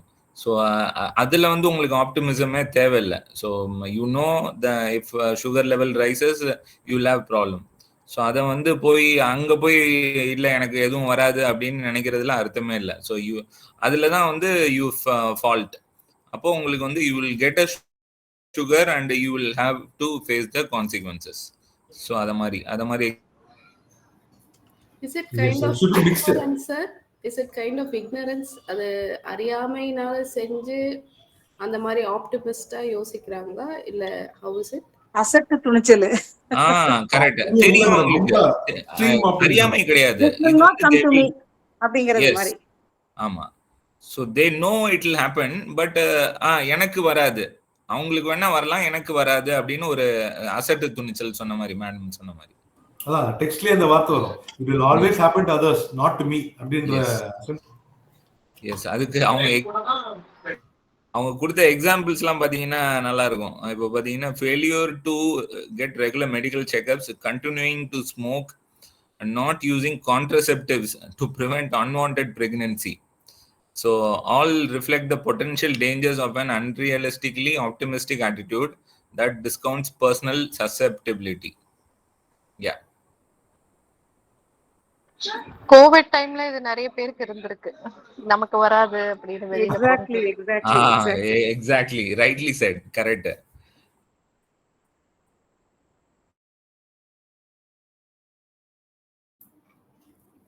Yes, sir. So, இதுதான் அந்த discussion, that is hope theory, positive power of negative thinking and unrealistic optimism.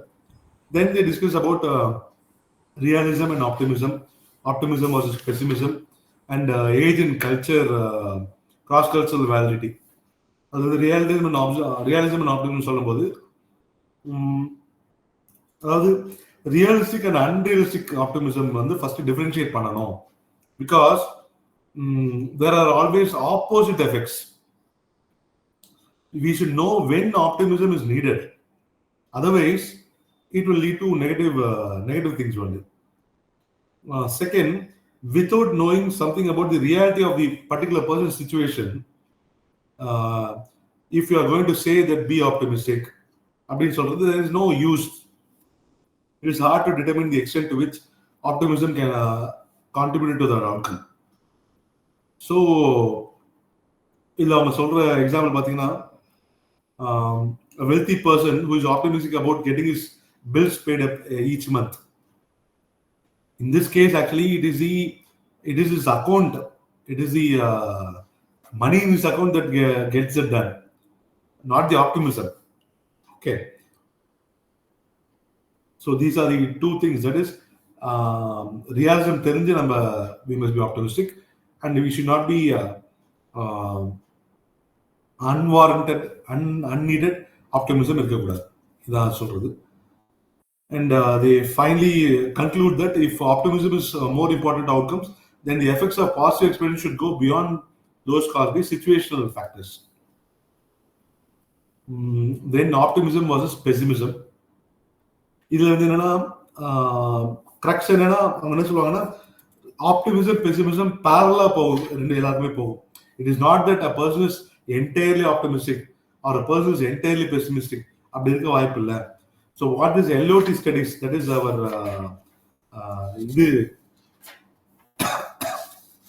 இந்த கேவ் ஸ்டடிஸ்ல படிக்கிறோம் இல்லையா, that is our life oriented test இருக்கு இல்லையா, அந்த டெஸ்ட்ல பண்றப்போ ஒரு correlation of 0.64 between optimistic and pessimistic items. And the college students அந்த எக்ஸ்பெரிமெண்ட்லேயே பார்த்தீங்கன்னா the correlation was 0.64. So if there are two independent constructs, then the optimism, then the opposite of optimism will not be pessimism. It is only a lack of optimism, that's all. So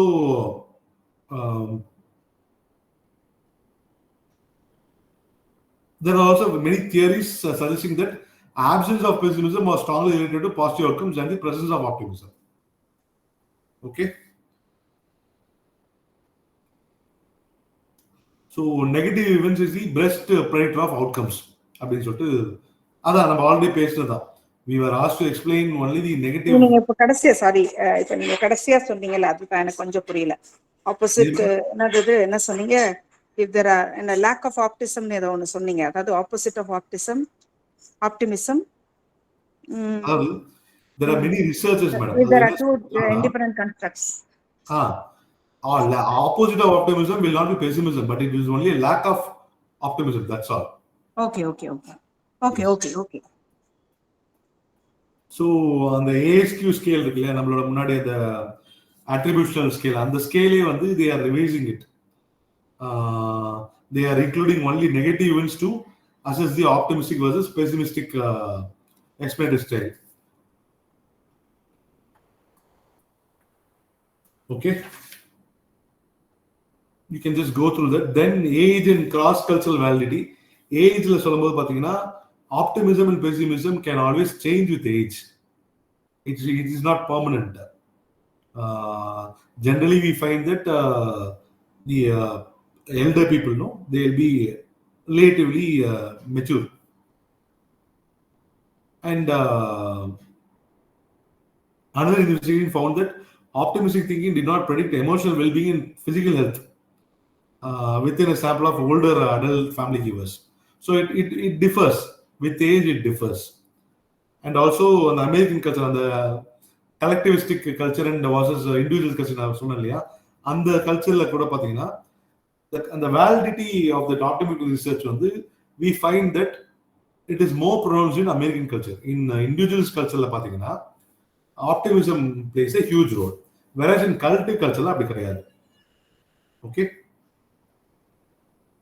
So what Seligman recommends is, he recommends a flexible optimism that recognizes the cost and limitation of habitual optimism. அதாவது எங்கெங்க தேவையோ அங்கே மட்டும் ஆப்டிமிஸ்டிக்காக இருக்கணும் அப்படின்னு சொல்லிட்டு recommend பண்ணுறாரு. So realism, acceptance, even pessimism, and adaptation can help us better. Research on goal engagement, this supports the value of a flexible rather than a hard and fast optimism. Okay.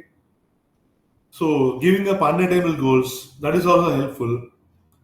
It avoids the frustration, emotional drain agadu. So all these things will help அப்படின்னு சொல்லிட்டு suggest பண்றாரு. Then we move on to positive illusions. Yeah. So while people differ in degrees of happiness, few theories suggest that they generally tend to maintain a positive outlook. So அதில் வந்து ஒரு 4 illusion சொல்றாங்க. A cat thinks it perceives itself to be a lion. That illusion. So அதில் வந்து there are 4 illusions. That is, first, people have a self-serving view of themselves as better than average compared to other people. They always think that they are better to other. We are more competent, and we'll be liked better than many others. They assume themselves. Self-serving view. Second, they are unrealistically optimistic. And எப்பொழுதுமே வந்து எல்லாமே நல்லா இருக்கும், everything will be good அப்படின்னு சொல்லிட்டு நினைச்சிட்டே இருப்பாங்க. So that is another illusion. Then most of us actually exaggerate the amount of control. We feel and we think that we are in control of our lives, but in reality it is different. And fourth, people often show a self-serving bias because they tend to attribute their failures due to only others. அதாவது அந்த இன்னொருத்தவங்களால தான் இது fail ஆச்சு, இல்லை அந்த சிச்சுவேஷனால தான் இது fail ஆச்சு, நாட் பிகாஸ் ஆஃப் மீ, என்னோட எபிலிட்டி எஃபர்ட்ல எந்த குறைபாடு இல்லை அப்படின்னு சொல்றது. So all this bias, these 4 illusions, generally people suffer from these 4 illusions. And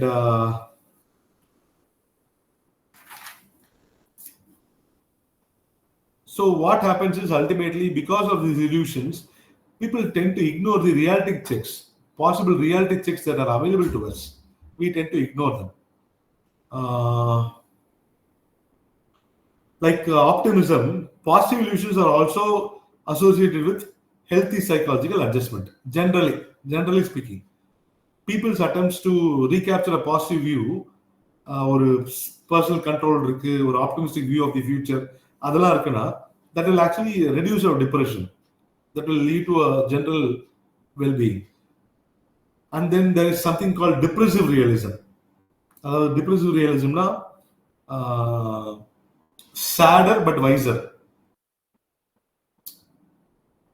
ரொம்ப ஏஜ் பீப்புள் இருப்பாங்க இல்லையா, they'll be wise but they'll be generally sad. That is depressive realism. It refers to the surprising finding that mildly depressed individuals are actually more accurate in their judgment of themselves and life than non-depressed individuals. So mildly depressed பீப்புளை பார்த்தீங்கன்னா அந்த realistic view நிறைய நல்லா இருக்கும். ரொம்ப அந்த positive illusion ரொம்பலாம் க்ளவுடாக இருக்காது, அவங்களோட மைண்ட் செட்டை வந்து க்ளவுட் பண்ணியிருக்காது அப்படின்றத சொல்கிறாங்க. And this mildly depressed people are accurate in their assessments, how they control they have, how susceptible to the illusion of control, and they have a more realistic and accurate view of their futures also. And everything will be good. அதை பற்றி அவங்க நினைக்க மாட்டாங்க. ஒரு example கொடுக்க அன்பு sir. ஆக்சுவலா இந்த பிச்சைக்காரன் படம் பாத்தீங்களா? பிச்சைக்காரன் ஒரு படம் வந்தது. யா, ஸோ அதுல வந்து அந்த டெம்பிள் வாசல்ல ஒரு பிச்சைக்காரர் இருப்பாரு. That guy is so realistic. He will say நான் 500 ரூபா நோட்டை பேன் பண்ணிடுவாங்கன்னு சொல்லுவாப்ல. அந்த 2000 நோட்டு 1000 நோட்டை பேன் பண்ணா நம்ம எக்கானமி வந்து எவ்வளோ வளரும். So whereas these are the notes which are circulated to the black economy.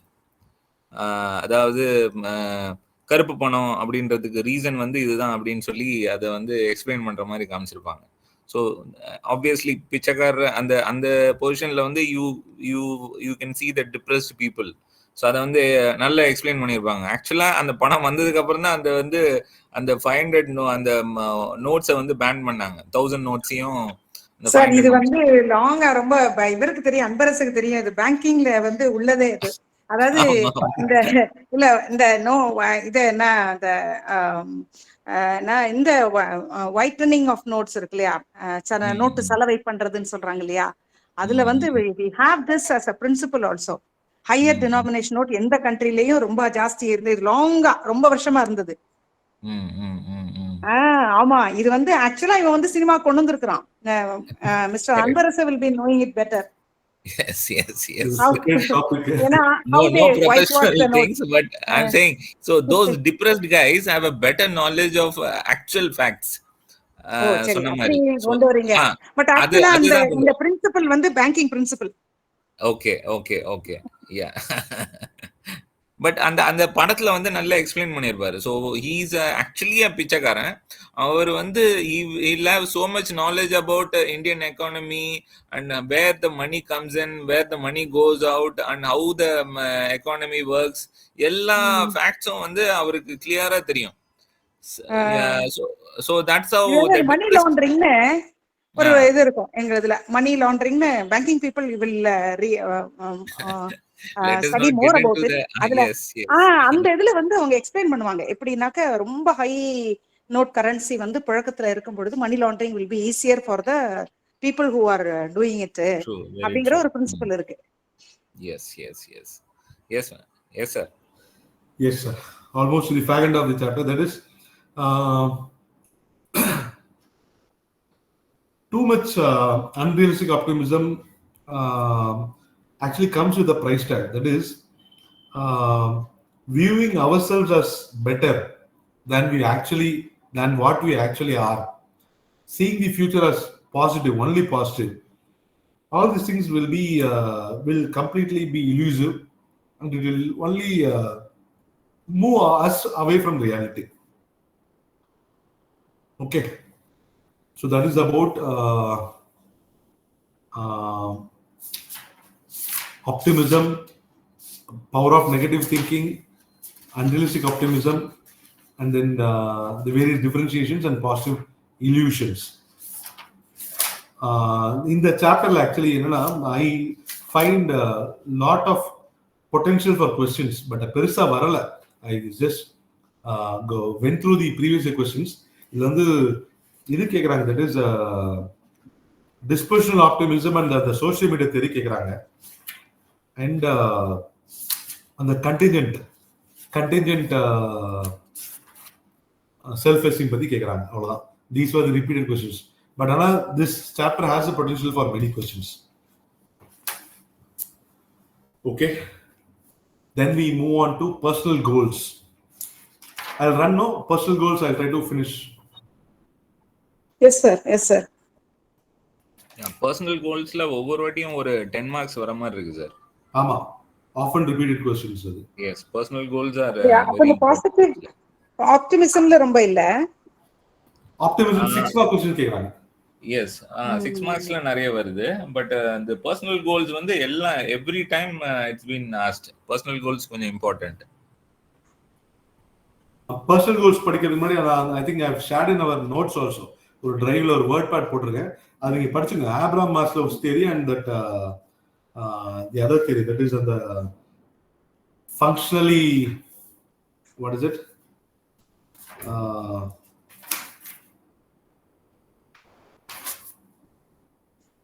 ஆமா, ரெண்டு போட்டிங்க ஞாபகம் இருக்கு. அது ரெண்டுமே கொஞ்சம் பாத்துங்க. ஏன்னா that is the base for this chapter actually. The மாதிரி பாசிட்டிவ் எமோஷன்ஸ்லயும் எவ்ரி செமஸ்டர்ல ஒரு क्वेश्चन கேட்டிருக்காங்க. Yes, positive emotions and wellbeing. அதான் பேஜ் நம்பர் அது சாப்டர் 4 and 5 அதுதான் கிரக்ஸே இந்த புக்கோட. எஸ், அது நிறைய கேக்குறாங்க. Positive emotions is very regularly asked. Yeah, I'll quickly tell. See, goals பத்தி நான் பெருசா சொல்லணும் தேவையில்ல. Everybody know what is a goal is. Personal goal, organization goal, there are very many types of goals. So goals simple சொல்றதுனா the goals we pursue are intimately connected to our happiness and well-being.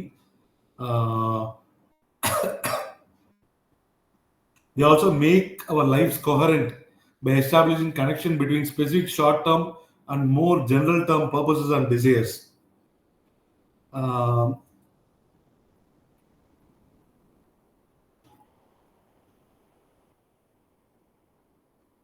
இதுல வந்து அந்த கோல் clarity ரொம்ப முக்கியம். அந்த கோல் clarity இல்லாம பாத்தீங்கன்னா many negative things have also happened. That is clinical depression, unrealistic standards of self-evaluation, perfectionistலாம் பாத்தீங்கன்னா அந்த கோல் கிளாரிட்டி இல்லாதனால அந்த perfection disease வருது first of all, and even suicide, ultimately to suicide. இதெல்லாமே பாத்தீங்கன்னா அந்த கோல் கிளாரிட்டி இல்லாதனால தான். So goal clarity is of paramount importance. And how having and doing அது எப்படி கனெக்ட் பண்றாங்க. That is the skills we possess, the various repertoire, the armory in our talent we possess, and actually doing it. அதை connect பண்றது தான் இந்த goals ஆக்சுவலா. So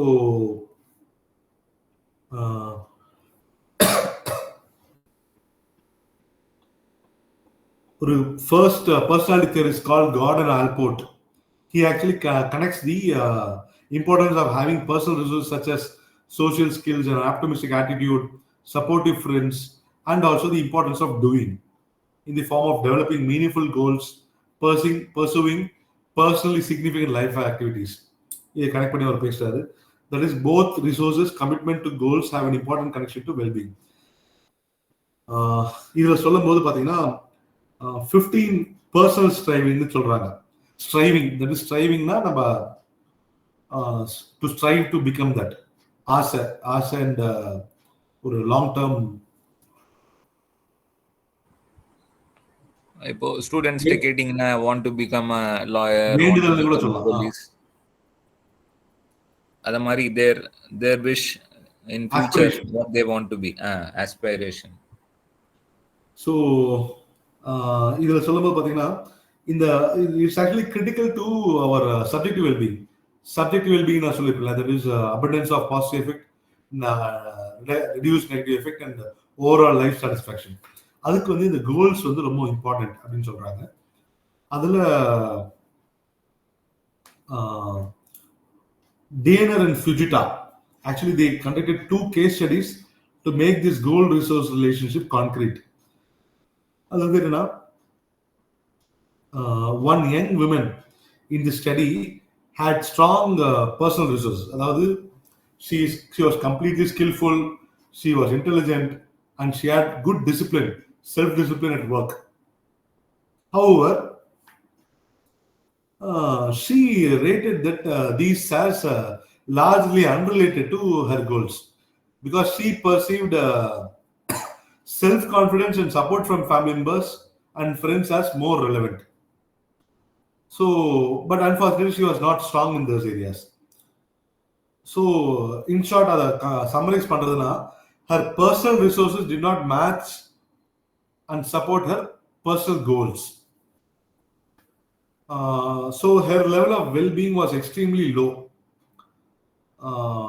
But in the second woman, who had a strong resources in the area of support of friends and family friends, and rated these as highly relevant to her goals, she was low in athleticism, money, but perceived these as unrelated to her goals. These good alignment of resources and goals for this young woman was associated with a high level of well-being. Okay, I think in the example of often we would have come across in our society also.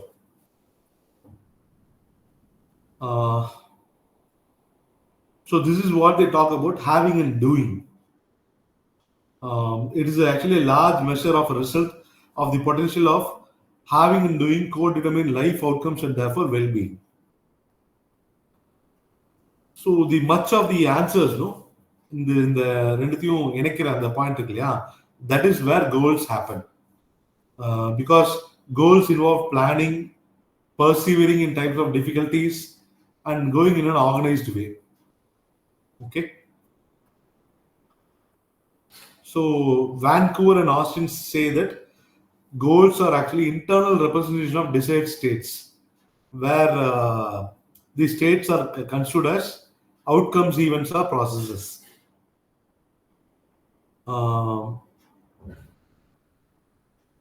இப்போ வந்து graduating from college, meeting new friends, losing weight, these are all goals.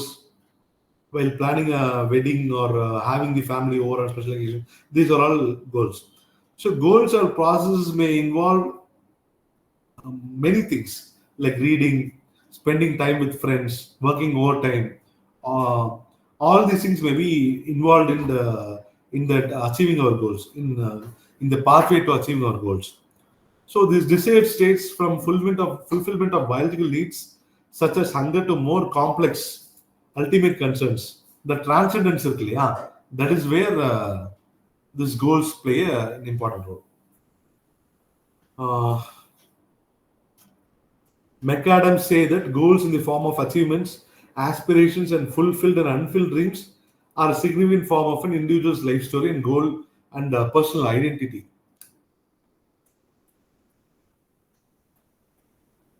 Okay. Goals may be defined as desired outcomes that people expend energy trying to achieve. Goals can contain a cognitive and an emotional motivation component. Goals are actually source of motivation which turn trivial pursuits to magnificent obsessions. அப்படின்னு சொல்றாங்க. Little அப்படின்றவர் சொல்றாரு. They turn trivial pursuits to magnificent obsessions. So these goals actually function as standards and reference points for the evaluation of personal growth and achievement.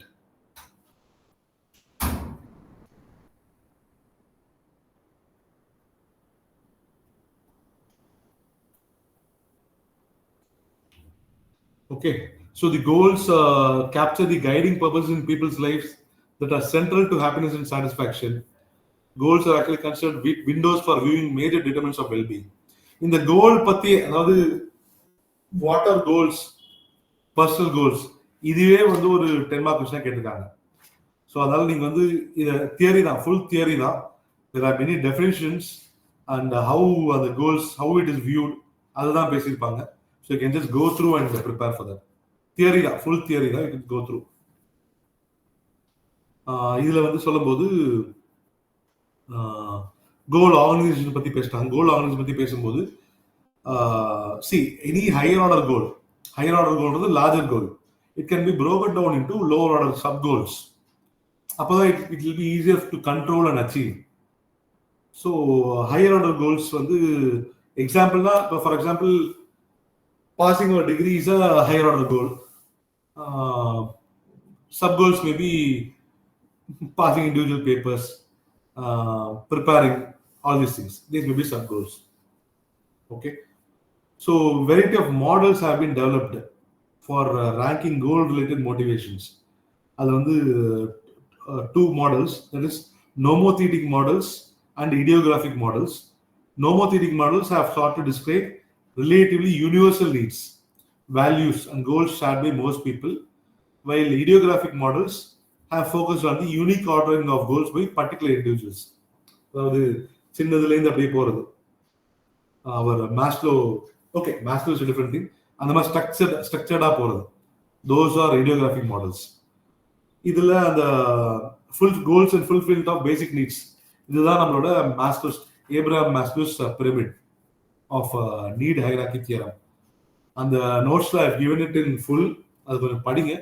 அது வந்து பேசிக்காக சொல்றதுன்னா physiological needs, then safety and security needs, and then belongingness needs, esteem, self-esteem, and the esteem needs, and then aesthetic needs, self-actualization needs, and finally transcendence needs. இதான் சொல்றாரு அந்த பேசிக் pyramid. அதுக்கப்புறம் அந்த revised pyramid இருக்கும். ரெண்டுத்துமே கொஞ்சம் பாருங்க. அது நீங்க படிச்சீங்கன்னா you can be answering this better actually. So I'm not going in detail about Maslow's theory. You please read through the notes. I've already covered that actually. So this Maslow's legacy is still visible in positive psychology. But for example, common assumptions among positive psychologists are that more needs a person has fulfilled, the healthier and happier he'll be. And then unmet needs decrease well-being. இதெல்லாம் வந்து இன்னைக்கும் positive சைக்காலஜில commonly followed concepts. Madam, you are saying something?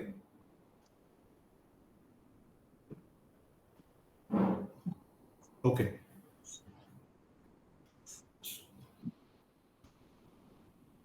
Am I audible? Yes, sir. Yeah.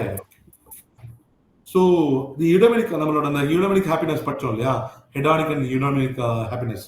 eudaimonic happinessல பாத்தீங்கன்னா அந்த fully functioning person, again this is another theory. இதுவே கொடுத்திருப்பேன் அந்த நோட்ஸ்ல பாருங்க. அந்த செல்ஃப் ஆக்சுவலைஸ் இண்டிவிஜுவலை பத்தி பேசியிருப்பாங்க. The ways to become a self-actualized individual. How Chitra madam, you are saying something? No, I wasn't saying anything. Probably mic on la irukka. Sorry. Okay. So இதுதான் அந்த like அந்த என்ன சொல்றது, goals and the fulfillment of basic needs and the search of human motives, அத சொல்றது Abraham Maslow's theory and a fully functioning person. அதுதான். So இதுல என்ன, people actually in many examples அதாவது இந்த மாதிரி ஸ்டாகர்ட் வேல தான் போகணும் அப்படின்றது கிடையாது அப்படின்னு சொல்றாங்க. அதாவது ஏப்ரஹாம் மாஸ்லோ என்ன சொல்றாருன்னா, ஃபர்ஸ்ட் வந்து இந்த பிசியாலஜிக்கல் நீட்ஸ், அதாவது உணவு, உரைகள் இருக்கு இல்லையா, இதுதான் ஃபர்ஸ்ட். இதை மீட் பண்ணாதான் அடுத்த பத்தி யோசிப்பாங்க.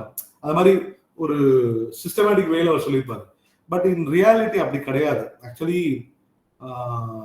It may be combination of requirements for an individual. அது வந்து சொல்றது, some examples are given. People actually die for causes they believe in and find solace in the love of others and in religion when facing terminal illness. People sacrifice their own needs for the benefit of other needs. Any parent, they sacrifice themselves for the betterment of the children.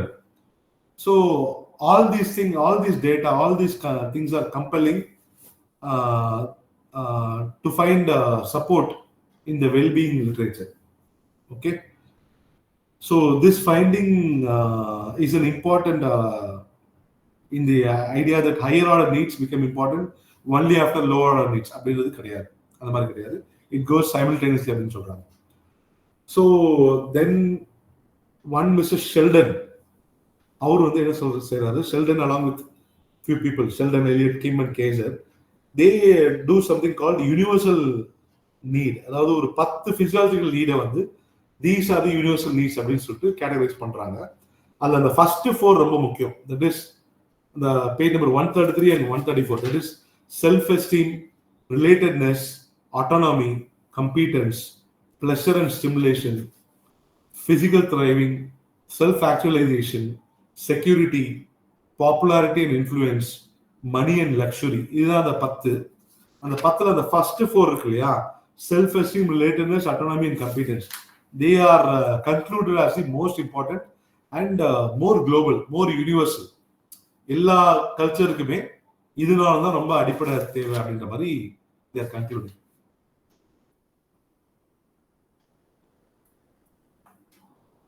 So அந்த universal the remaining part of the theory என்னன்னா அந்த universality of the needs, அதை பத்தி தான் பேசியிருப்பாங்க. அந்த first assumption என்னன்னா people's most satisfying life experiences are related to fulfillment of important needs. அதை முடிச்சிட்டாலே they'll be satisfied அப்படின்றது ஃபர்ஸ்ட் அசம்ப்ஷன். செகண்ட் அசம்ப்ஷன் என்னன்னா experience of positive and negative emotions is needed to fulfillment அப்படின்றது second assumption. ஸோ இந்த ரெண்டு கிரைட்டீரியனுமே சைமல்டேனியஸாக போகுது. They are studying various culture, US culture, South Korean culture, Japanese culture, இதெல்லாமே ஸ்டடி பண்ணுறாங்க. And finally they say that in total self esteem, relatedness, autonomy and competence are strong candidates for consideration as universal human needs. Okay. Then Schwartz theory, that is fundamental values, goals expressing fundamental values.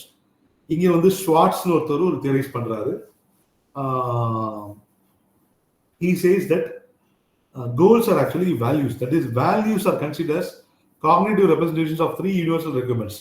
மூணு முக்கியமான need, that is biological needs, needs for coordinated social interactions, and needs related to the welfare of groups and social institutions.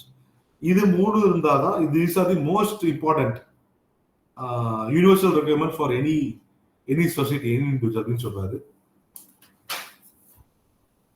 அதுல ஒரு சொல்லும் போது தான், இந்த short ஸ்டைல சொல்லும் போது தான் அந்த hierarchical arrangement of values based on individual group and culture பத்தி பேசுறாரு. priority, despite the priorities பாத்தீங்கன்னா 10 human values is widely shared. Schwartz called them as motivational types, because what distinguishes one value from another is a type of motivating goal that each value expresses. So values are regarded as relatively enduring source of motivation that are stable across adulthood. Developmental theory சொல்லும்போது, அதாவது in various progression of adulthoodல பாத்தீங்கன்னா இந்த particular needs, if they are met out, they tend to be motivated throughout the time period. அதுதான்.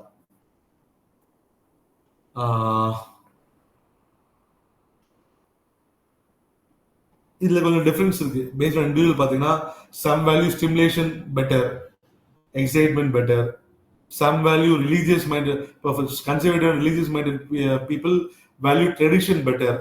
இந்த மாதிரி டிஃபரன்ஸ்லாம் இருக்கு. So இதெல்லாம் தாண்டி they are trying to universalize it. So the connection between goals and values is explicitly brought out in Schwartz theory.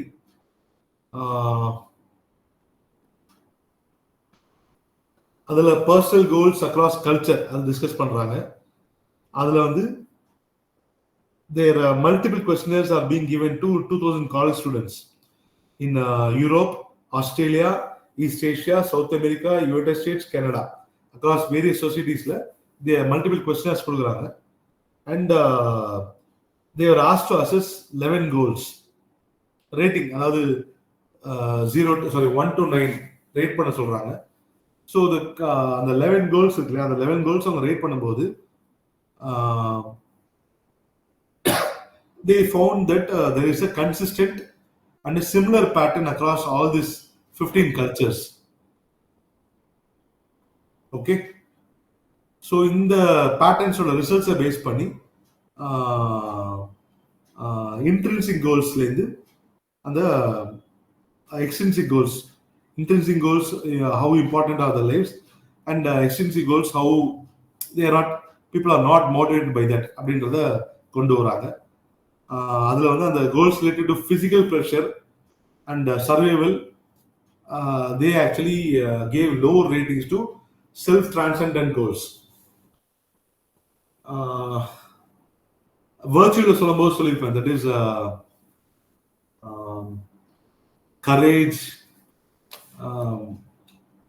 humanity, justice, temperance and transcendence. These are the 6 virtues னு சொல்லியிருப்பேன். அதை சொல்லும்போது அந்த அந்த சர்வைவல் மட்டுமே முக்கியம் அப்படின்னு நினைக்கிறவங்க பார்த்தீங்கன்னா, they tend to not bother much about the transcendence, actualization பத்தி அவ்வளவா they don't bother much. Okay, then we move on to intrinsic and extrinsic goals. We have already covered intrinsic and extrinsic motivation. அதாவது அந்த self determinant கான்செப்ட்னு ஒன்று நான் told, இந்த ஹரிசாண்டலாக move பண்ணுவாங்க, extrinsic to intrinsic motivation. Do you remember?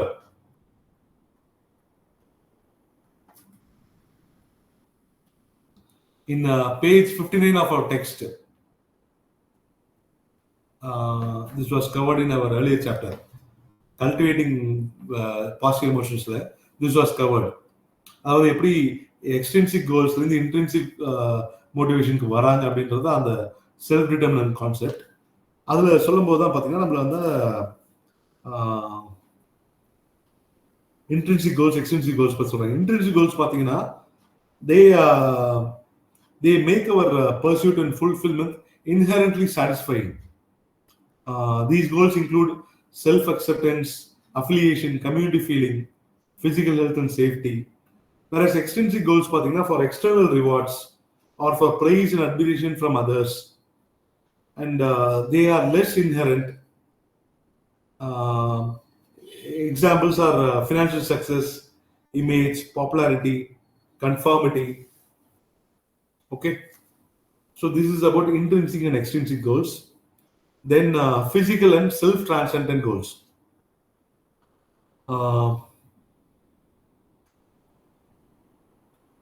Physical goals நம்ம அந்த hedonic happiness சொல்லுவோம் இல்லையா, pleasure, that is seeking pleasure and avoiding pain. Those are the physical goals. Financial success பார்த்தீங்கன்னா, which is considered as a means to achieve physical goals, are also associated in this dimension. Self-transcendent goals, whereas அது என்னன்னா, they are encompassed with actualization, spiritual, religious understanding of life, community feeling promoted by benefiting others, improving the world at large. அதுதான் self-transcendent goals. Okay, so needs and goals that are endorsed by many cultures have a general content.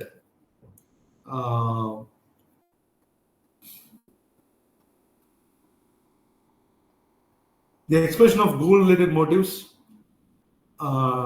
actually varies among culture and individuals. But the general content and prioritization of personal goals is clearly influenced by culture. But the specifics of a personal goal or his or manner of expression are individualized. Either differ, individual differ. So then we go on to personalization of goals in this self-concept. This is pure theory. இதில் வந்து ஒரு example மட்டும் நான் சொல்கிறேன். See, first of all, அது self concept யார் define பண்ணுறாங்கன்னா, Markus and Nurius. The aspect of self-concept defined by future goals is captured in the idea of possible selves by Marcus and Nurius. So அவங்க பேசும்போது வந்து இந்த self கான்செப்டை in terms of future goals base பண்ணி இது பண்றாங்க. அதுல ஒரு எக்ஸாம்பிள் ஒன்று சொல்றாங்க. அதாவது you consider a young college woman working towards a degree who has a child experienced divorce of her parents and resulting financial hardship suffered by her mother. Okay, this hardship was partly due to the mother's lack of education and inability to get a good job. It is not hard to imagine how this life event might influence the student's thinking about her present and future self. A present college student may be derived and motivated in part to avoid the past, represented by mother's experience, and her possible self would likely include images of a successful in the future. This idea of possible self makes an explicit connection between the self and motivation. An individual's repertoire of possible selves can be viewed as the cognitive manifestations of enduring goals, aspirations, motives, fear, and threats. These are the personalization of self concept. Okay, இதுல இந்த எக்ஸாம்பிள்ல அந்த women's motivation for college வந்து it is actually a need for achievement, ஒரு general need for achievement, that I'm going to achieve and have a successful career அப்படின்றது அந்த need for achievement. But when you jot it down to a specific content னா அது வந்து ஒரு அந்த விமனோட motivation to go for college அவ்வளவுதான். Okay, so these goals are not dealt with in abstract. We may all have achievement needs, but we may all have security needs, but only for a few. My achievement and my goals is the most important. That is motivating like anything. அதனால அது வந்து ரொம்ப சில பேருக்கு தான் அந்த மாதிரி தோணும். So the self is increasingly recognized as an important basis for understanding the what, why, and how of goal-directed behavior. And the self can be viewed as a translating border of the source of motivation. Okay, so this is about personalizing the self. Then they discuss about how goals contribute to well-being. And then they discuss about matching hypothesis. Matching hypothesis என்னன்னா அதாவது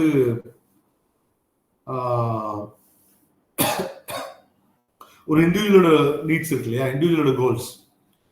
I need money, I need self-respect, I have some values, I have some skill sets, அதில் நான் வந்து achieve பண்ணணும். இதெல்லாம் அந்த இண்டிவிஜுவலோட goals. When you get to express that,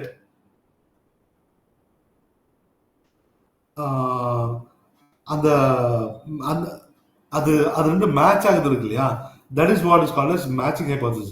Matching hypothesis actually suggests a degree of personal goal fit determining the effect of goal progress and achievement on well-being. அதாவது விவேகானந்தர் சொல்ற மாதிரி everything is within the individual, the whole he possesses everything அப்படின்னு. அது அந்த நம்ம பொட்டன்ஷியலுக்கு ஏற்ற மாதிரி எவ்வளவு தூரம் நம்ம அச்சீவ் பண்றோமோ, that is called matching hypothesis. Hope I'm clear there.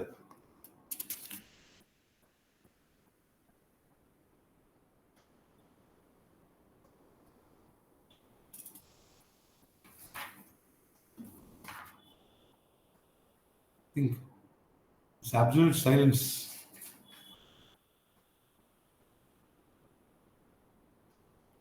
Anyone there? Yes, sir, we all are. Yeah. Okay. I think I'll stop here, no? I'll continue from matching hypothesis tomorrow. It's already 8:30. Yeah, I'll stop here. Yeah, thank you. I'll continue from my Yes, sir. Thank you. hypothesis. Maybe tomorrow we'll try to finish Sulaiman, sir. இதுக்கப்புறம் we have. Yes, sir. Yes, sir. I didn't had. So I was just preparing the 7th lesson. So I didn't have any idea about this personal goals. Importance good. So let us have a. Yeah. Okay.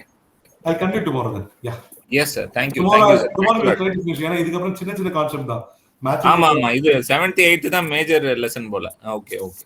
self-regulation, self-actualization, materialism, and then finally life about zero. அவ்வளவுதான். சின்ன சின்ன concept will run through.